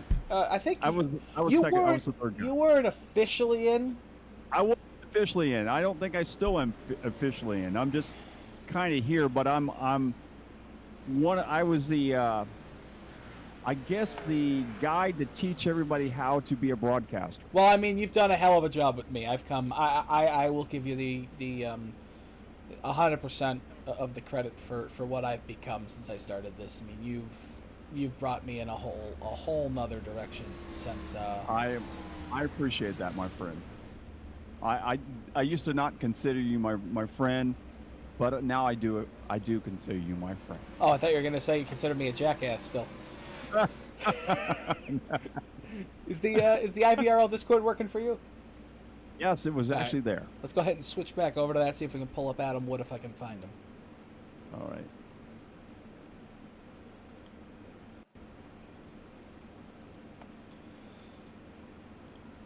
Let's see if Adam Wood's in here. You gotta make it quick because I think they're going back to green flag. They are going green. I was gonna at him and tell him to get his butt in here, but he is currently... Let's try to do it next caution. See if we can get him in. Oh, there'll be another one. Not done. No, there'll be another one. We're not going to the end. There's gonna be another one, Randy. You know that. So we'll line them back up this time. We got Greg Holt leading for the first time in the number 91. His outside, Adam Wood. Row 2 is Ira Kohlhaas and Joey McKinney, followed by row 3, it's Jacob Kaplan, and in the 5 is Shane Weldon. Row 4, Mickey Newman and Tom Schuett in the 37, followed by Joseph Causey and Brandon Key make up the top 10 as the pace car is setting sail for pit road. Here we go, side by side, stacked up, door handle to door handle, and I guess brake router to brake router. A rotor. I'm looking at this, and here they go, and green flag is out, and they are side by side as they take off, headed towards turn number 1. It is Greg Holt for the first time, leading them down into turn number 1. Adam Wood to his outside. Adam Wood doesn't have a lot of help to that outside groove, and it's going to be all Greg Holt leading as they come off of turn number 2 and heading down the Talladega super stretch. 180 miles an hour. They'll get to 200 miles an hour this time by on the front stretch. Down the long back stretch. The longest one in NASCAR into 3 and 4. The outside lane is together, but they're not moving consistently right now. Adam Wood almost got jacked up in 3 and 4. Man, oh man. And now down the front stretch, the inside lane has all the momentum. Ira Kohlhaas all over the back bumper of Greg Holt. Behind him, the number 15 is the number 5 is Shane Weldon with a little bit of damage. This pack staying together right now as we go through down the front stretch. 1 and 2 now for lap number 55. Wood is not going away. I thought he would drop like a piece of wood that he is, but he did not drop. He's still hanging there, and he's on the outside of that number 24, Mickey Newman, who we have not talked about, I think, at all this season. No, we have not spoken about Mickey Newman. He is in 4th position in the number 24 machine. He slides up the track a little bit, almost gotten Adam. There's a little bit of side draft now. Adam with a big push from Joey McKinney down the front stretch. Here we go, towards the start-finish line we come. Through the tri-oval, and the outside lane is coming. Outside is stacked up and trying to make their way towards the front of the pack. Adam Wood has a great push as he moves to that second position, but he's still got a little ways to go before he catches up to Greg Holt. our leader as they work off of turn number 2 and they head down the straightaway, the big stretch. Actually, that was off of turn number 4, excuse me. No, you were right. That was 2. No, I was right. I Down saw the something longest straightaway in NASCAR into 3 and 4, side by side. Adam Wood outside, battle for the lead here into 3 and 4. The number 45 Ford versus the number 91 Toyota Camry, side by side. Will the Mustang Power be able to pull him down the front stretch? It looks like Adam Wood to the lead here at Talladega into the tri-oval. Will he be able to hold it at the line? And he will. Adam Wood to the point here for the second time tonight. And he dives down to the bottom of the track, leaving that outside groove all by themselves. Will they stack up and try to make it work by themselves once again? Hey, look at this. The number 76, who was involved in chaos earlier, Charles Garrick, is now running in that 6th position. Unbelievable. Yeah, Charles Garrick with a heck of a battle back to be up there. He was a lap down a little while ago. He went back to the leaders, but down into 3 and 4. Joey McKinney to the outside, being pushed by Jacob Kaplan. He's all over the back bumper in 3 and 4. Joey McKinney slideways through the corner. He almost went up the track, but he's able to keep it straight down the front stretch. Joey McKinney by inches. He's got a good gap now. He will be able to clear Adam. Adam going to get a good run, but Joey McKinney will lead for the first time here and the first time this season at Talladega as he comes down the track. Unbelievable. That outside groove has now come into its own. And the outside groove is starting to work as many drivers have jumped up to that top groove to try to get around the drivers on the inside. But right now, oh my! 3 wide back there. They're 4 wide right now back there for about 15th position. 4 wide down the backstretch as we look at the battle for second place now. As we see that outside lane has broken down, and oh, they're getting crazy in the middle of the pack again, Mr. Pepper. Oh, we got 1 car, 2 cars. Oh, big wreck in the back. Oh, Tom Schuett. Tom Schuett and Cody McKinney for the second time tonight involved in an incident. Oh, man, Nicholas Weatherby, he had a little bit of damage from that. Tom Schuett involved in this as he's coming down pit road with no front end on that car. That is going to be a killer for him. But the leader right now, Joey McKinney, we're going to take a look and see what happened to cause this yellow flag. And it looks like maybe Tom Schuett, I'll go back a little bit further, see if we can see what happened. Tom Schuett just got up in the wall and just, we're going to go back a little bit further because I believe the air was moving around a lot back there.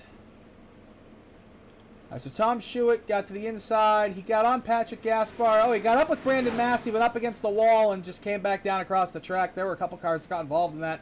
Joseph Causey and Patrick Gaspar missed it by inches.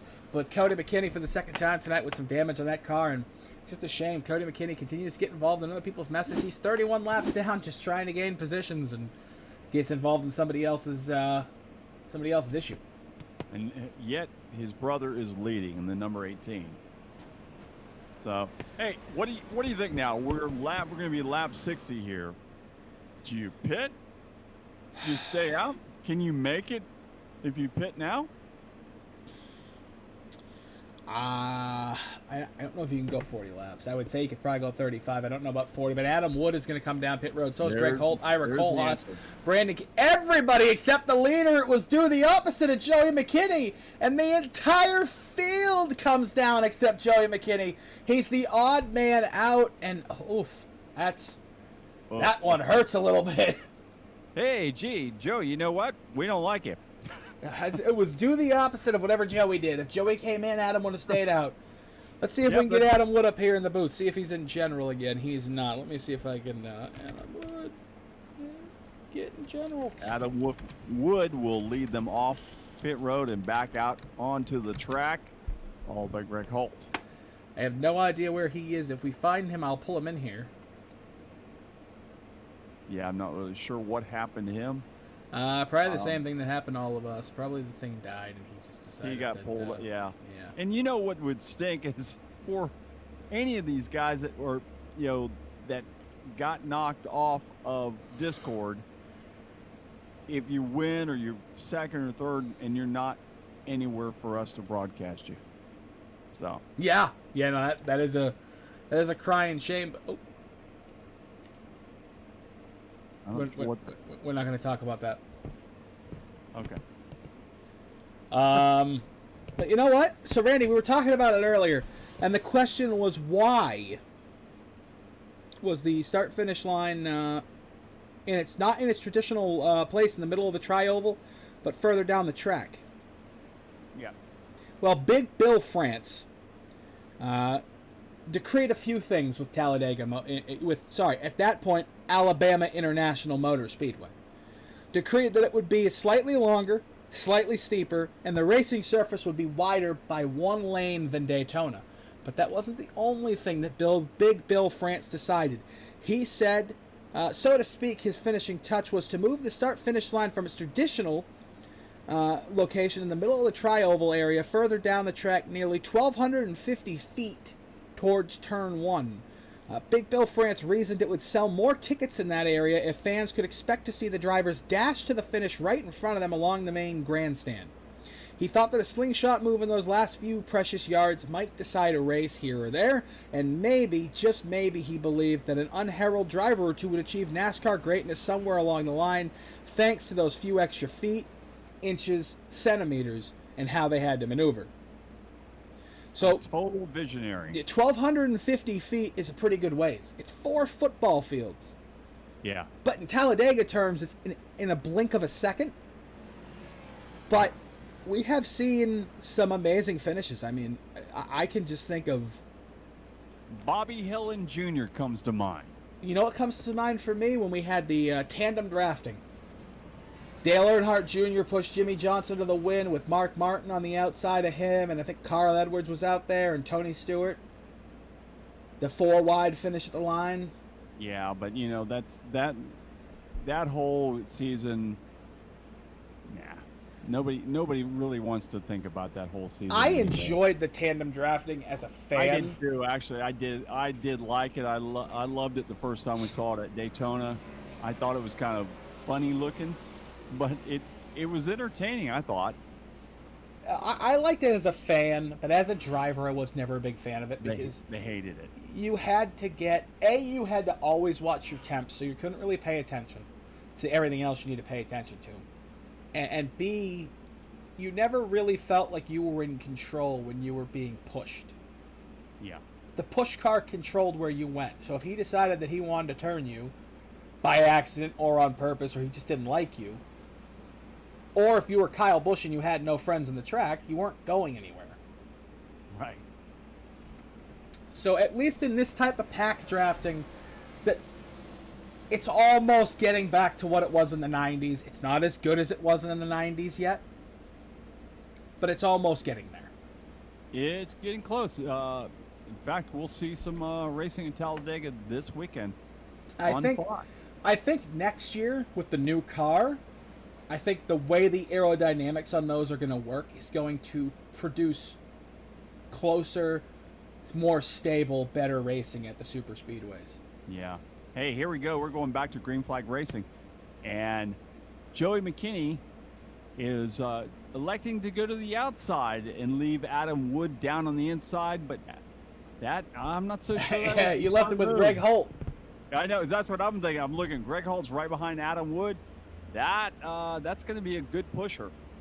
So we'll see as the field comes to the line, and we are green flag racing. Wow, what a jump. McKinney gets a run as they go down the front straightaway. McKinney pulls away by 1, 2, 3 car lengths, but Adam Wood is in tow with Greg Holt right behind him. I don't know about that, Randy. Oh, my God, look at this. Greg Holt just falls back. And, he missed the shift. He missed the shift. Oh, my God. He almost got rear-ended by the back, by the number 90, his teammate, Christian Converse. He's backed up the whole field. Now it's a hornet's nest. That one moment has backed up the whole field. They're 3 and 4 wide into turn 3, Mr. Pepper. Holy schmoly, we're going to have something big happen here if we don't start getting single file, double file here. These guys back here who are capable of going up for the win know it, and they are trying to get single filing away from everybody else. I mean, that one move up there in the front, that literally stacked the whole field up. Everybody lost about 10, 15 miles per hour, and it was a parking lot back here. It was like the I-84 on a Thursday evening after a Packers game. Absolutely, but you know, if you look up here, we've got the same type of thing happening up front. As Greg Holt now has come alive and caught up to number 8, Brandon Key. Brandon Key held him off, but Holt is back there along the number 48 of Jacob Kaplan and the Converse car, but they are not done up there. I mean, all over this track, we've got some great racing. We do. If these 6 cars up front are smart, they will stay single file, and they will drive away and get themselves 2 or 3 seconds before they start battling. Yeah. Because if they get side by side, that second pack is going to blow by them. Greg Holt, push ball on the yellow line. Was he forced down there, though? Or did he go down there willingly? That's going to be something to watch if he gets a penalty for that. I don't know if he was forced down there, if he went down there willingly. We'll have to watch that as the race unfolds and see if he gets a penalty for that. Well, we should know here shortly. As the leader right now, Joey McKinney is leading Adam Wood, Greg Holt, Brandon Key, Jacob Kaplan, and Christian Converse, as they are your top 6 right now. But here comes Patrick Gaspar. Yeah, that top 6. They lost. Yeah, they lost that opportunity. They didn't get single file. They were too busy battling side by side, and now that's allowed the other 12, 13 cars on track to catch them. And now Brandon Key to the outside, being pushed by Patrick Gaspar and Cody McKinney. McKinney Racing trying to get to the front to help Joey secure this victory at 35 laps. Down the front stretch into 1 and 2. They're side by side battling hard here at Talladega. I don't know what the 65 has under that hood. That hot rod is moving. He has moved up the Massey car. He's got 2 extra cylinders. Yeah, it looks that way. I mean, he's got a hot rod out there Look tonight, at Christian for sure. Converse down the backstretch, making it work by himself on the outside. He gained 3 spots right there, all alone by himself. That Toyota Camry is flying into 3 and 4. 65 laps are down. They are 3 wide in the back. Now they've thought better of it with another McKinney back there on the outside, but now they're 2 by 2 in the back. That My outside God. lane is doing their best to get organized and start pushing, but they just can't. The better pushers are stuck up here in the front on the inside lane, and none of them can move up because they know if they move up, they're going to lose positions. I mean, Adam Wood is probably one of the best pushers or pushees in the field tonight, but he cannot move up because if he moves up, he knows that Greg Holt's not going to go with him. It's too early. So at that point, you're just stuck, and now you see Jacob Kaplan try to go to the outside. He's going to think better of it, slot himself back in front of Brandon Key behind Greg Holt, and now he's stacked up that inside lane a little bit, and now he's got Brandon Key all over the back bumper, but we got 3 wide behind him, Brandon Massey in the middle. Oh, Christian Converse, what a save into 3! Christian Converse was 45 degrees to the left going into turn 3. What a save! Yeah, he'd fallen back there in the hornet's nest, as we call it. Holy schmoly. But they're not done back there. They are still 3 wide back there. I don't know how we continue to go like this. I mean, the way these guys are racing, how gutsy they're getting, and it's that time. It's shut up and go time. It's not sit back here and be quiet anymore. It's shut up and go, and I need to move, because that's the time of the race that it is. As we come down the back stretch here. I'm sorry, is this the front stretch? This is the back stretch. I pulled a Randy Pepper. as we cut down the backstretch, and we have the 3 leaders, Joey McKinney, Adam Wood, Greg Holt, single file, pulling away from the field now by about 0.2 of a second. But Jacob Kaplan's getting a big run off that push by Nicholas Weatherby right behind him into 3 and 4. The number 23 McDonald's Toyota with a little bit of damage, giving him a big push down the front stretch now as Jacob Kaplan looks to the outside. Brandon Key is the man that's fallen like a lead brick. He has fallen back, and he has got Christian Converse all over the back bumper. Back Oh! bumper. Nearly chops the front off. I believe that was Causey's car. Holy schmoly, Randy Pepper! I thought we were about to see Brandon Key go for a ride down the front stretch here at Talladega. They are single file all the way to Brandon Key, who is the first car out of line back there, 9th on the racetrack, 10th in line. He's side by side with the 24. He's a lap down. I'm sorry, no, it's not. Mickey Newman is on the lead lap. the lap down car in the middle of all this is Nicholas Weatherby. He's one of the best pushers on the track. Scott R. Williams is up there as well in fourth. He has battled back and gained a bunch of positions to be in fourth. As we look at the front stretch now, 3 wide back there between Kaplan, Brandon Kay, and Christian Converse, and now Kaplan has fallen like a rock into one. Yeah, he is. As we've completed the favorite number of 69, as the field makes their way. They've made their way off of turn number 2 down the back straightaway. It is all Joey McKinney leading the field, being the smart one. These guys running this top 6 or 7 are the smart ones. Behind them, let's just say everybody's slicing and dicing all they can to make something happen. And we've still got quite a few laps You've left. got 30 laps to go when you cross the line this time. I mean, 31 to go. I mean, yes, it's go time. It's go time in a way. Like, you need to get up and get into a position to be able to make that move in 25 laps.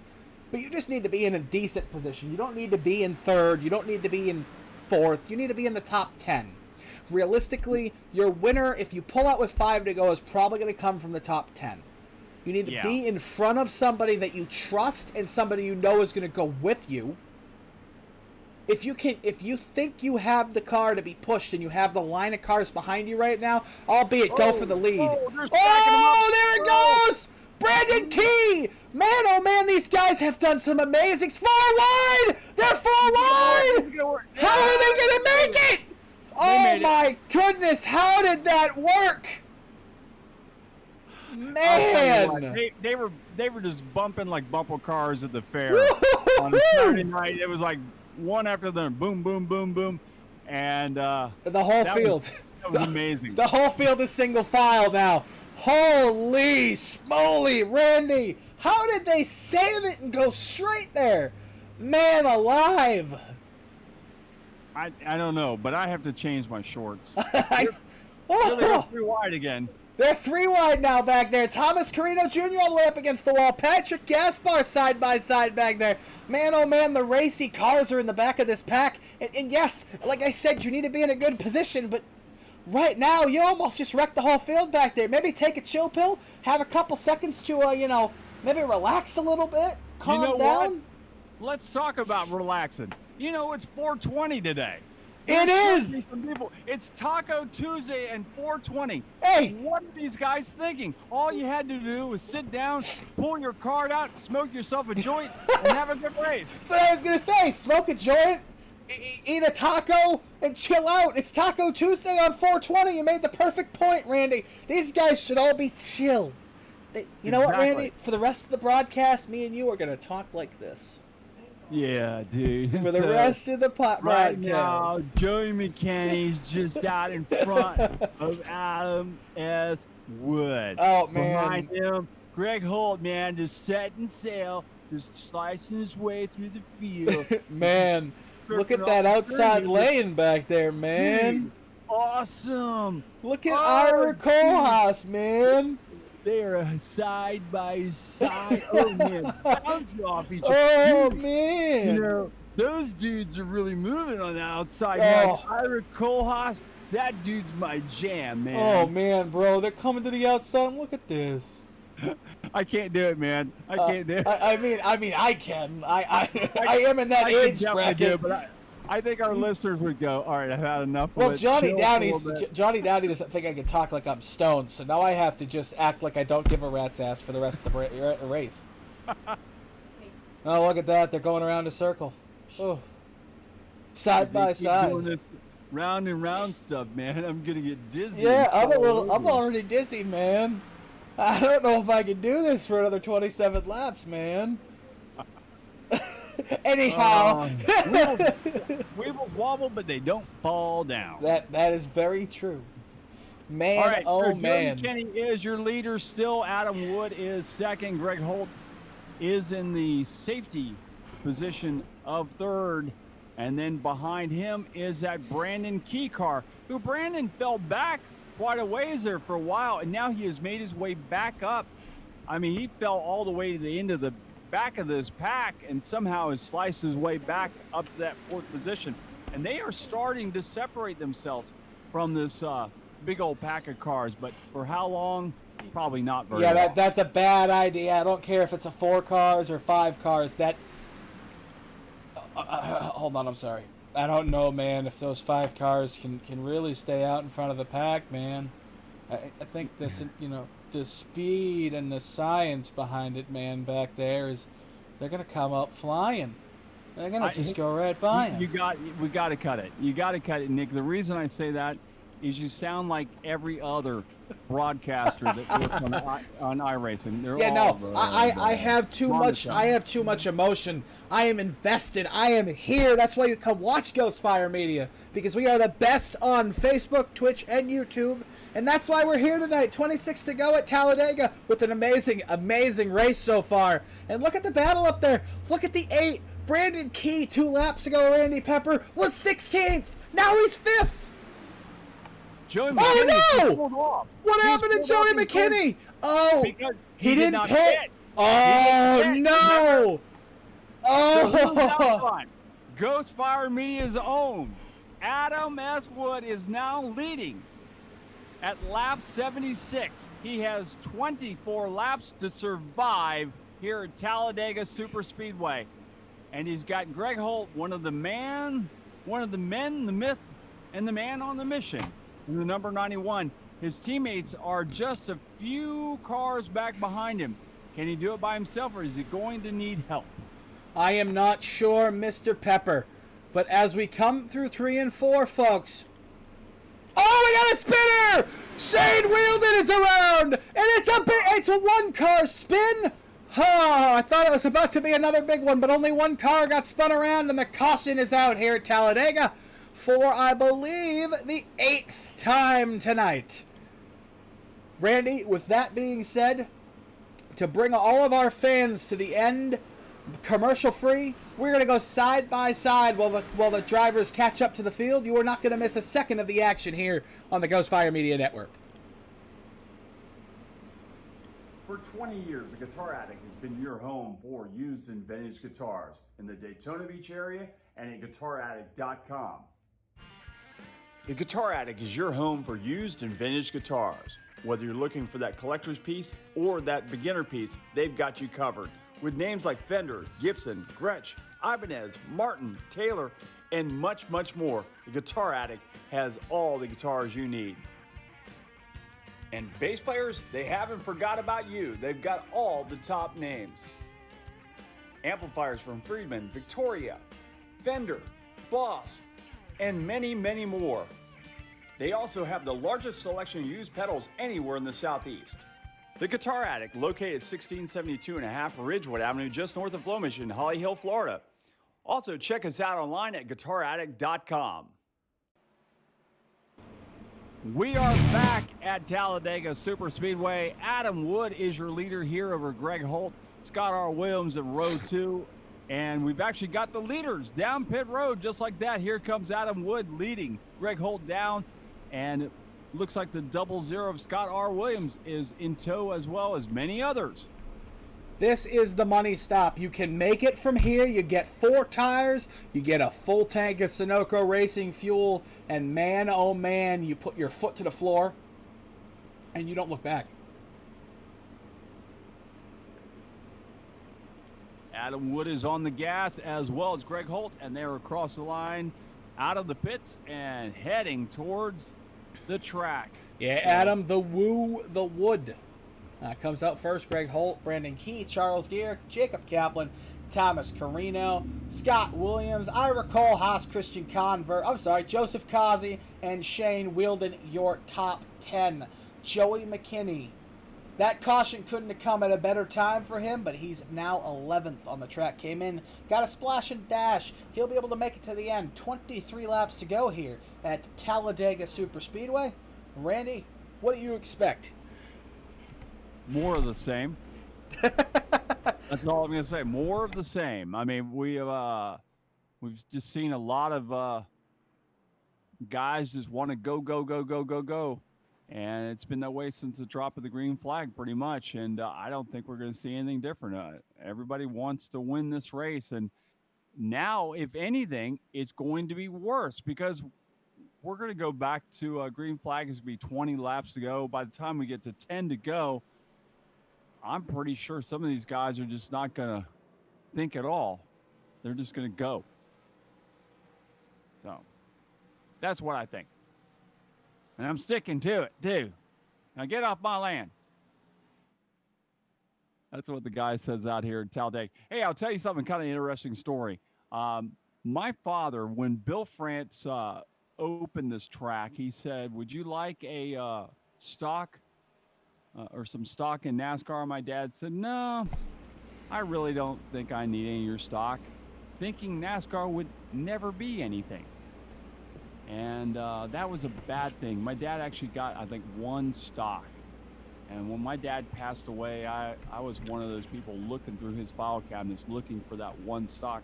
Because I know by the time he got it and by the time I would have found it, if I'd ever found it, I think somebody else in my family might have found it, it would have had split several times and probably worth quite a bit of money at that point. So, Nick, did you have to go potty?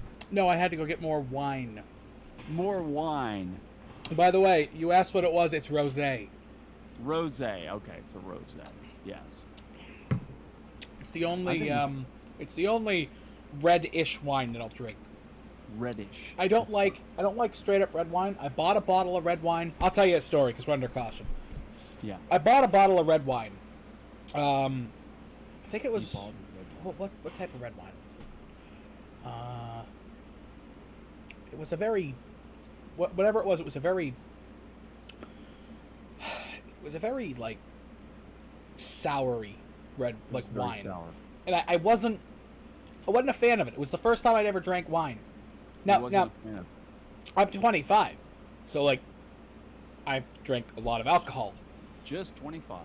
I've drank a lot of alcohol in my life at 25. I started when I was much younger than I should have been, but He was 5. I think I was 17. Don't drink and drive, kids. But anyhow, I bought a bottle of it. It wasn't that good. I almost quit wine, and then I went to Olive Garden and got this, and I was like, I like this. I've been drinking this for like 2 years now. You know, most people in their 40s and 50s drink wine. Most people that I drink a lot of whiskey. Drink Goldschlager. And, No, I drink a lot of Crown Royal. I drink more Crown Royal than I should. Oh, okay. I will admit that. You're not doing the Jaeger bombs? No, I'm not a big fan of Jaeger bombs. I don't know. It's gonna sound like a jerk when I say this, but I feel like I'm more refined than that. I drink Crown Royal and Jack Daniels. That's all I drink. Hey, I hang around a lot of people that live in the trailer park, so you know, I'm just saying. That's half of South Florida is trailer parks. South Florida's all Florida. What are you talking about? That's what we live at. All right, so the pace car is pulled off. We are going back to green flag racing with Greg Holt, who elected to start on the outside of Adam Wood. Adam Wood is trying to hold that inside line. I'm not sure what is going on here. There's nobody in that outside lane. Nobody. Yeah, here we go. Adam Wood takes him off. He was leading. I forgot that he actually did beat him off the pits, and here goes Adam Wood to the point by 1, 2, 3 car lengths, but everyone behind him is gunning for the back bumper of that number 45 of Adam Wood as they come off a 2 and head down the super stretch here at Talladega. Yeah, down the backstretch. They come down the backstretch out of turn 2. The first time about 175. Next time by, they'll be doing about 200. As they come down the backstretch down into 3 and 4, Adam Wood on the point. He's one of the first 6 cars right there. As everybody's single file right now until you get back to about 8th position where they're all side by side racing hard. But Adam Wood in that inside line looked at Greg Holt in that outside line and said, man, you don't stand a chance. Greg Holt did not stand a chance as they came around to that restart with nobody else in the outside lane. And as they come across to complete the lap number 79 to get 20 to go, Adam Wood is on the point here at the IVRL Buttkicker Cup Series Talladega 250. Yeah, Adam Wood does lead the field. We see some guys that were involved in early incidents now showing their card once again here on the grid as we see Adam Wood, Brandon Key, who was got shoved to the back. Now he's back up front and trying to get around the Adam Wood car, the 76 of Charles Garrick, and Thomas Carino Jr. We have not talked about him at all. And Jacob Kaplan is another one we haven't talked a whole lot about. But now they are the players with Greg Holt following toe with them. They cross the line to complete lap 82. 82 laps complete here at Talladega International. No, sorry, Talladega Super Speedway. I keep going back to International Raceway. The top six have broken away from the rest of the pack. This is a 6-horse race right now, and realistically in that top 6, really the guy in 3rd and the guy in 5th have the best chance at winning this race right now with the people who they can get behind him. But right now, Adam Wood holds the lead as they go down to the inside in turns 3 and 4, and he holds that yellow line all the way around the track. You will not see Adam deviate from that line with 19 to go. Adam Wood putting on a heck of a show here as they come out of turns 4 down towards the start-finish line. I'm trying to figure out, does anyone have a dancing partner out here? I'm looking at the let's see, the 76. I don't see him having any dancing partners. The only dancing partner I think you'll have is maybe manufacturers stick together here, or maybe it's going to be the I'll help you because it helps me type of thing. I'm going to push you to the front because it gets me to second, and then I can pass you. Yeah, maybe so. I mean, we've got 83 laps completed, and these guys are just running nose to tail, trying to make sure that it's just a 6-car battle at the end of this race, which I think is a smart move. Oh, without a doubt. Without a doubt. They had this same situation earlier. They had a 6-car breakaway, and then they screwed it up by racing. They didn't get themselves a 2 or 3 second lead before they started racing, and then the whole field came up on them, and the whole field just devoured them, and they all fell back because the rest of the pack had all that speed and all that momentum from catching their draft that they all just lost positions, and they were about 8th, 9th, or 10th, and all of them just, struggled to get back up to the front. Now they're smarter. They lived and they learned. Oh, maybe. No, they're not. Never mind. Side by side down the backstretch. And you look at this side-by-side stuff. Who do you think is the one really saying, let's just go side-by-side as much as we can? Greg Holt. Because why? Because his 2 teammates, or actually one of them, is in this pack behind them. He catches up, and then he's got a dancing partner. So I'm not so sure this is not over. I think we may end up having, 15 cars involved in this ending of this race. Yep, I'm thinking so. They are catching them. Adam Wood, you better go, buddy, because they're coming. Yeah, Randy, as we get further down in the race, we're probably going to get more and more sounding like Darrell Waltrip in 2001 cheering on Michael Waltrip. But I don't care, do you? No. I mean, it's Adam, people hear us calling him Adam Woo. If you follow YouTube, there is a guy on there from St. Cloud, Florida by the name of Adam the Woo. And the first time I met Adam Wood, I said, Adam Woo? And he looked at me like I was crazy, and was kind of like, what are you talking about, Adam Woo? Why do you call me this? And turned him on to him, and now he's actually become a fan of Adam the Woo. So that is the joke. That's why we call Adam Wood Adam Woo. Interesting. Yep, that is the joke. That's why he is called Adam Woo. And just like I was just saying a little while ago. Here comes the pack. Here comes the pack. The dance is going to start now. Yeah, now it's go time. It's go time. Ira Kohlhaas jumps at that outside of that 48. He's got help. Yeah, Causey is right behind him. Will Causey go with him, or will he dive down to help his teammate out? We will find out He here. dives to the inside, but Brandon Massey right behind him is going to dive to the outside because that's his teammate, Ira Kohlhaas. Yep. And here they come, the outside line. Who is that that jumped out in front of him? Jacob Kaplan comes up, and he kills the momentum of the outside lane. Yeah, boy, oh 14 to go, Randy. It's about to get dicey, spicy, and a little bit crazy. Yep. Sugar and spice and all the stuff is nice, but it ain't going to be very nice for very long. Now, they're all, I mean, look at that. From 5th, 6th, 7th, 8th, you've got the two Tito team guys. You got the two the Bohica Esports guys right there behind them. So it's Tito team and Bohica Esports coming through the pack now, down the backstretch. Brandon Massey to the outside of Joseph Causey now with 13 to go. Who will be the spoiler tonight? Will we have a spoiler that will knock off Team Tito? Or will it once again be Team Tito for the win? Adam Wood has to manage that gap a little bit better than he did down the backstretch, though. He gave too much space to the 8 car, and he still has too much space between him and Brandon Key. That's enough room right there for Brandon Key to get a huge run and dive to the outside. And I'll guarantee you what Brandon is doing right now is he's doing a little bit of test. He says, I'm going to get off the throttle, I'm going to get back here, I'm going to get that big run, and then I'm going to see how quickly I grab on to the back end of Adam Wood and where I can and cannot go. But look at that. Where did he come from? Brandon Massey in the third now. Yeah, Brandon Massey. They were 3 wide there for a second, and that allowed Brandon Massey to get around those guys. So it is going to be crazy here. We are lap 89.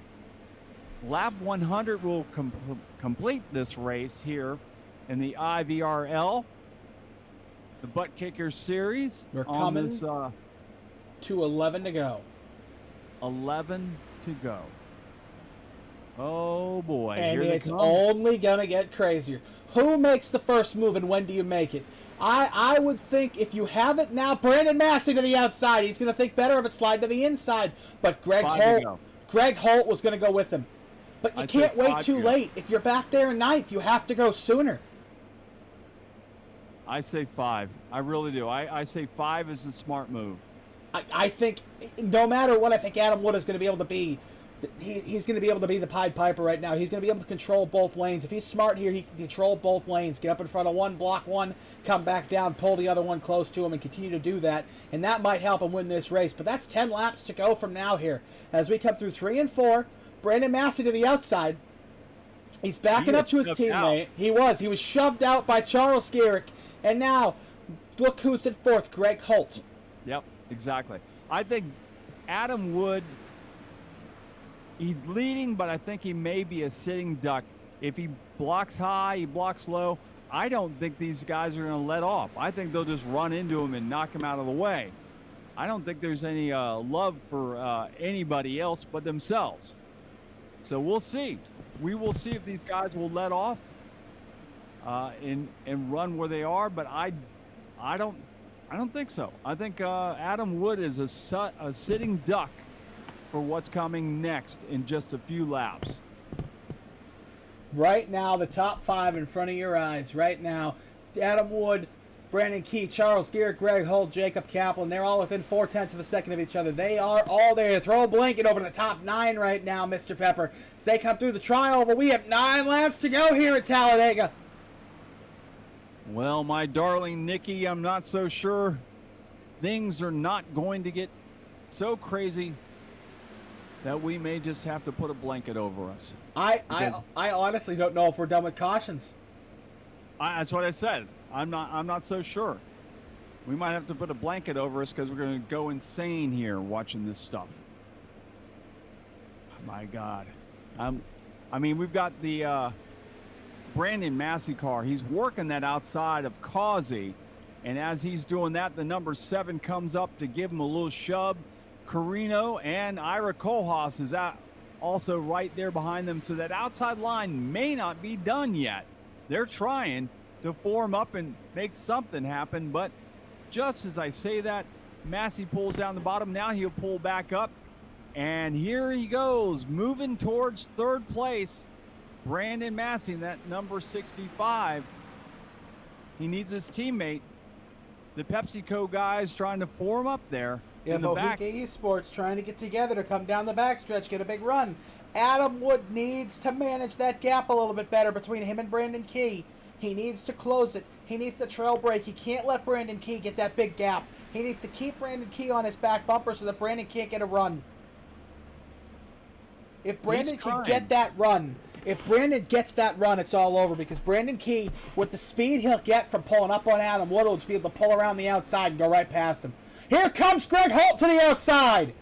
That outside lane is forming up. Here they come. Will Brandon Key go to the outside or the inside? Where does Adam Wood go? 7 to go here at Talladega as they come up on lap traffic. Oh, this lap traffic may... Where does Adam Wood go here? Adam Wood is going to have to start thinking about a few things. Adam Wood, is he going to come up to the high side, kill that momentum? He's going to have to make a decision quickly. He's going to stay to the inside and hope and pray that the inside line gets tight. He gets shoved from behind. Big Brandon push. Key came up and get him a push. So he'll stay out in front as they make their way off of turn 3 and 4. They'll come off of 3 and 4 and head down towards the front stretch. And they're bouncing there. Wow, Brandon Key and Greg Holt bounced off of each other. Adam needs... Oh, Brandon Massey and Garrick. Side by side in the 1 and 2. 6 to go here at Talladega. So if you're Adam Wood and you do get past, do you become the aggressor? Or do you be the Adam Wood we know, who is not going to push the limit, you know, to make any ruffle any feather? Well, Greg Holt to the lead here at Talladega with 6 laps to go. Yet. He is clear. He's going to slide down in front. What does Adam Wood do? This might be the best thing for Adam. Adam being in second might be the best thing for him. I think so. I'd rather be second than first right now. We're coming to 5 to go, Randy. You're going to throw everything out the window. You're going to go for it. Oh, Big Rick! Holy smoly! He's in the fence! In the sky. Brandon Key in the catch fence, and the caution has not flown. We're still green. What? We're still green. How no caution came out? That we had a car in the catch fence and no caution? Down the backstretch, we have 7 cars left in this battle here. The biggest pusher for Adam Wood and Brandon Key is gone. The pusher, the teammate of Ira Kohlhaas and Brandon Massey is gone. It is now a 7-horse race, and there's only one set of teammates up here, Randy Pepper. It's the Tito team, guys. They're split up right now, but if Joseph Causey gets to the back of Greg Holt, does he push or does he stay with him? 4 laps to go here at Talladega. Wow, oh my, as we see Adam Wood working the back end of that 91 of Greg Holt, but he's got that 76 of Charles Garrick all over the back end of him, and then it's a 2x2 battle as Joseph Causey is trying to make his way up to his teammate to help him out, to either help him or to say, I want to win another one. I don't know. I really don't know what Causey will do here. I have no idea, Mr. Pepper. I usually have a thought process of what these guys are going to do, but I have none. We're coming to 3 laps to go, and somebody's going to have to make a move. I really don't know what's going to work, because the outside line will work if you have enough guys, but who is willing to go to that outside groove? Because we know if Adam goes to the outside, and even if Garrett goes to the outside, that's going to allow Here comes Kohlhaas to go right down underneath. Kohlhaas, he's trying the outside line now. They've got slower traffic right in front of them as we're going to complete lap 99 this next time around. That'll leave us 2 laps to go here at Talladega Super Speedway. Randy, leading. Randy, we just got a little bit of information. from Brandon Key. They're all short on fuel. They're trying to save and race. 2 to go here, and Adam Wood was out front for the entirety of the run. Does Adam Wood have enough fuel to win? I don't know. You know, maybe that's what he's sitting back there behind Greg Holt. Maybe he's thinking that he can conserve a little fuel now while drafting off the back of that 91. We'll find out. We've only got Lap and a half. A lap and a half. Yeah, coming into 3 and 4 now. Oh my man! Oh man! Oh man! Does anybody have enough fuel to make the end of this race? Out of turn 4 for the next final time. Down the front stretch. Oh, one car dropped off. Garrick is off. Garrick's out of fuel. Charles Garrick is out of fuel. Oh my goodness. White flag is in the air. Adam Wood's got the perfect place to get that run if he could get it. But man, oh man, does he have enough gas? Does he have enough gas? Does Greg Holt have enough gas? Greg Holt and Adam Wood did pit together. Who will win this race? Who will survive the Talladega 100 IVRL Buttkicker?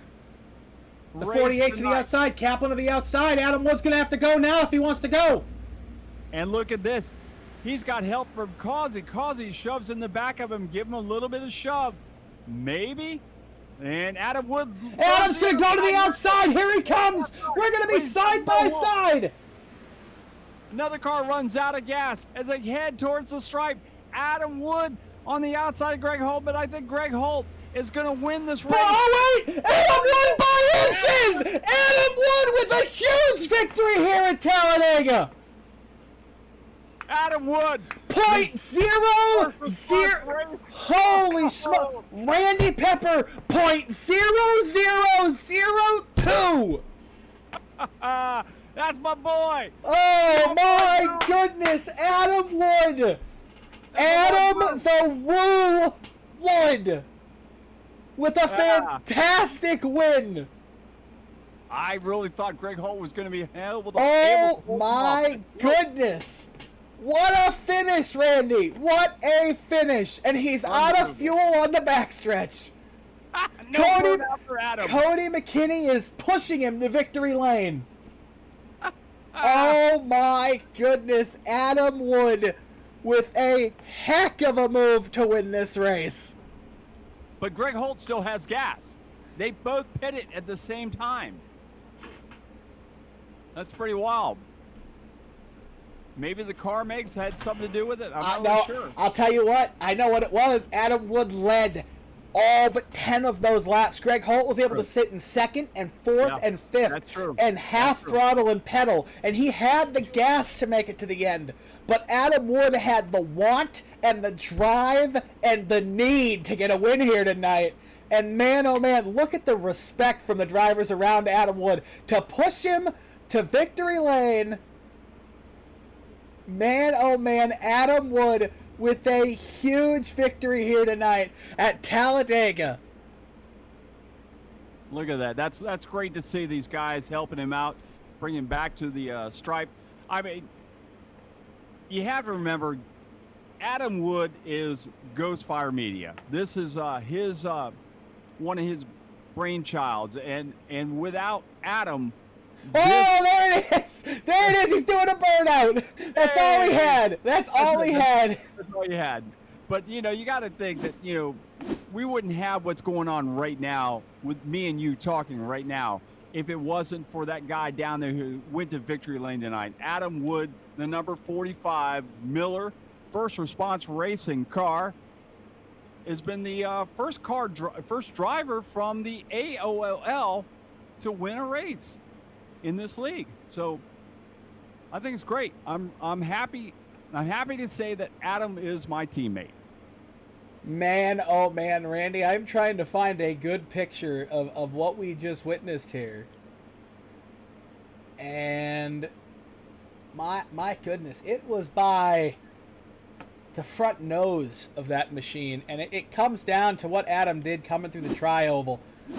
Coming through the tri-oval, Adam got on that right rear quarter panel side by side with Greg Holt. He just took all the momentum away, and then they banged doors. But Adam was going to win that race whether he banged doors or not. And man, oh man, Adam Wood with a huge victory here tonight for that number 45 machine. And Randy Pepper, I don't know about you, but I know who our guest Thursday on the podcast is going to be. Yeah, I think he'll already be there, but you know what? I'm disappointed. All right. You know why?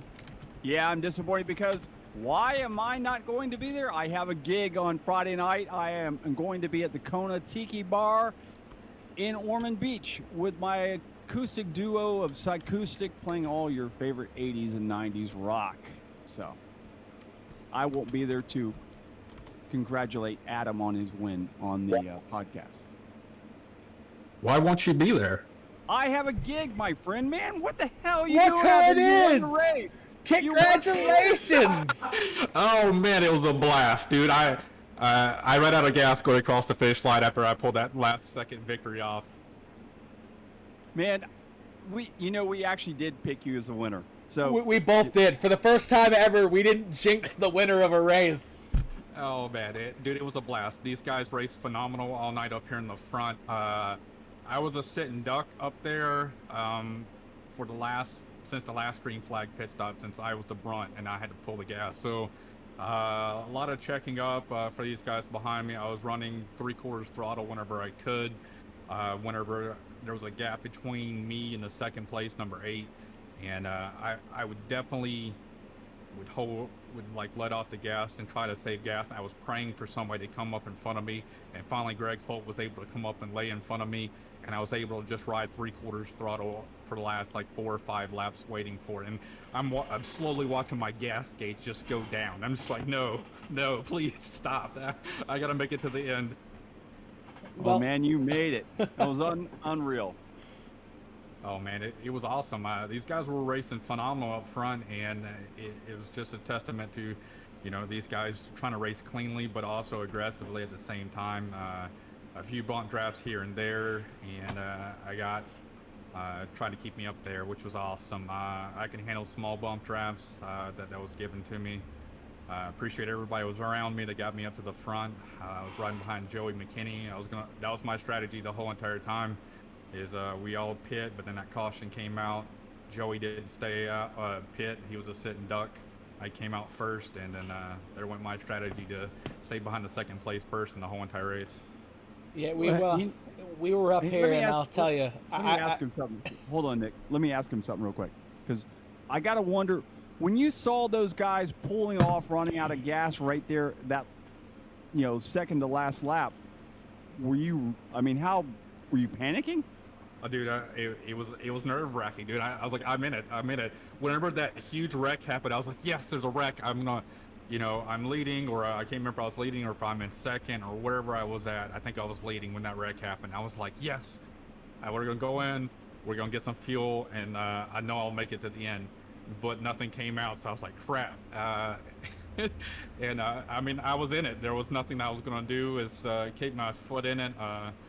I think I stayed, though. Like I said, I was doing 3/4 throttle whenever I could, especially when Greg Holt got out there. We were running single file.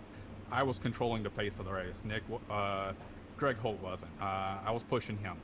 So whatever I gave him, that's what I gave him. He did a hell of a job. I know he was trying to block me as much as he could. I thought I still had Charles, but I remember Charles left, and I thought he would go with me. But then I realized, I looked back there, it was the 88 of Causey and not not Charles. So I was like, oh crap, nobody's coming with me. Hopefully I can make this work and at least keep second. Adam, Nick, go ahead. I'll tell you what, we were like, me and Randy were both like Darrell Waltrip up here, rooting you on, just cheering, and it's awesome to see. I mean, not only, did you get your first win here this season, you've had, to your own, you've admitted it, you've had a pretty terrible season. And this, you've been caught up in a lot of things that aren't your fault. And this locks you into the playoffs. So how does that help taking a little bit of pressure that you had on you now off, and now you can just go out there and just drive around and be happy and free and go for wins? I'm pretty good at being a consecutive driver to be running up top and front when I have good luck, and I haven't had any luck until now in this league. And I'm hoping this is the catalyst that turns it around. We'll run to some little bit medium to intermediate tracks. And I just got to practice for Coda. But at least it locks me in. I'm going to be here all season, and I can't wait for the playoffs. So, okay, so you won tonight here at Talladega in the IVRL. So Sunday night, you're going to be in the AOLL Cup Series race, running Talladega again. How do your chances think you stand now against Justin and Blake? I mean, I can't catch any luck there either. So hopefully my luck will turn around for that league as well. I'm looking forward to it. I always enjoy racing on plate racing. It's just plate racing hardly ever enjoys racing with me. So tonight it was the opposite. We finally hooked up and it was awesome. Can you show me how to get around Talladega on Thursday night, maybe? I got you, man. All right. Well, Adam, it was fantastic talking to you. I'm not going to kick you out of the booth because you're part of Ghost Fire Media, but we're going to pull up Greg Holt now. Yeah, I'll be in here for Greg's. Greg Holt, you have Nick, Randy, and one-time race winner now, Adam Wood. We can't make fun of him anymore on the podcast. So, but first off, that's a hell of a drive from you. I mean, coming from about 9th with about 11 laps to go to be leading, coming out of turn 4 in the last lap, 200 feet from the start-finish line. What you hope for at the end of a race, isn't it? It is. I'll tell you what. I just wish I knew that Causey was going to run out of fuel the minute we came off of turn 4, else I made my car real wide. Me and Randy Pepper were talking earlier tonight to all the viewers that when Bill France Sr. built this track, he added an extra 1,250 feet to where the start-finish line is in, reference to Daytona. That 1,250 feet cost you a race. Do you wish that the 1,250 feet didn't exist right now? Nah, it's all good. It's part of racing. You can't win them all, man. I've been on quite the run. I've been second or first the last 3 weeks. We'll take it. Adam did a good job. It was a great race, man. It was fun. I mean, you come to the line and we're banging doors 100 feet from it. Screw, that's what racing, that's what we hope for. I didn't know what happened. I knew I was hoping to get second. I didn't think I was going to get first at all. I was telling these guys, I thought Charles was behind me, but at the last second, I remember he dove in, and it was Causey that was coming up, and I was like, crap, nobody's going to come with me. I'm sitting duck. Hopefully I can get at least second or third out of this. And then I started pulling by you, so it was awesome. Yep, yeah, you definitely had that run, man. I was like, oh, no, Causey, what are you doing? He's like, I'm out of gas. I'm like, no. Oh, well, you did good, man. It was a fun race. That was you a guys great... were fun to watch. Yeah, you made it very entertaining for us to watch. The whole race was fun to watch because really everybody in the race, I hate to say it, was very aggressive and out of control. But yeah, out of control a lot of times. We were just like, how are they saving these cars on so many of the incidents? We'll say incidents because people were banging and bumping all over the place. But the guys that were involved in the major ones, well, they paid the price. But the guys that, like you got, the rest of you guys that finished did an awesome job. You made it great. Well, I mean, it was fun, but I hope they fix the draft package in these things because there is no hooking up anymore. You know what I mean? It literally takes 4 to 5 cars to make a line move. And if you think you're doing it with 2, you better hope somebody's lifting to save fuel because you ain't going by. Oh, man, you guys, I'm sitting there running, I think, 4th or 5th on the inside line, and you, Causey, and Patrick this was like middle of the race, and you guys were just doing your best to try to make the outside line work, and I was just laughing the whole entire time. I was like, man, if I jumped up there, I think this line would move, but I'm going to sit where I'm at. I'm going to see how this actually works and see how many cars does it actually take. So I just kind of sat back and kind of observed of when the outside line would come and when it wouldn't come.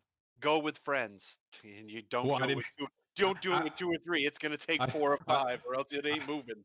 I was all alone. I didn't have any friends out there tonight, and no communication. So I was a lone man doing what I had to do.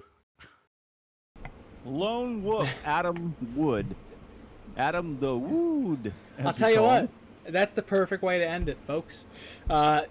Adam, Greg, congratulations on a fantastic finish. Really quick, Randy, we're going to run down the finishing lineup. We didn't do that yet. Obviously, coming home tonight, first, Adam Wood for First Response Racing. 0.020 seconds ahead. Second place, Greg Holt. Third, Jacob Kaplan with a fantastic night. Best finish of the season for him and Ira Kohlhaas in fourth. Joseph Causey comes across the line in fifth after running out of fuel. Thomas Carino Jr. in sixth. Patrick Gaspar in seventh. Joey McKinney in eighth with a good battle back from where he was with about 10 to go. To come home finished the race. He did. He finished the race. The first time this season he's finished the race, I think, without any damage except for once before, I believe. Scott R. Williams in 9th. Charles Gear in 10th. Nicholas Weatherby in 11th. Shane Wielden in 12th. Brandon Massey in 13th. Brandon Key in 14th. And then after that, all of the DNFs tonight. So Mickey Newman in 15th. Christian Converse 16th. Cody McKinney 17th. Tom Shewitt 18th.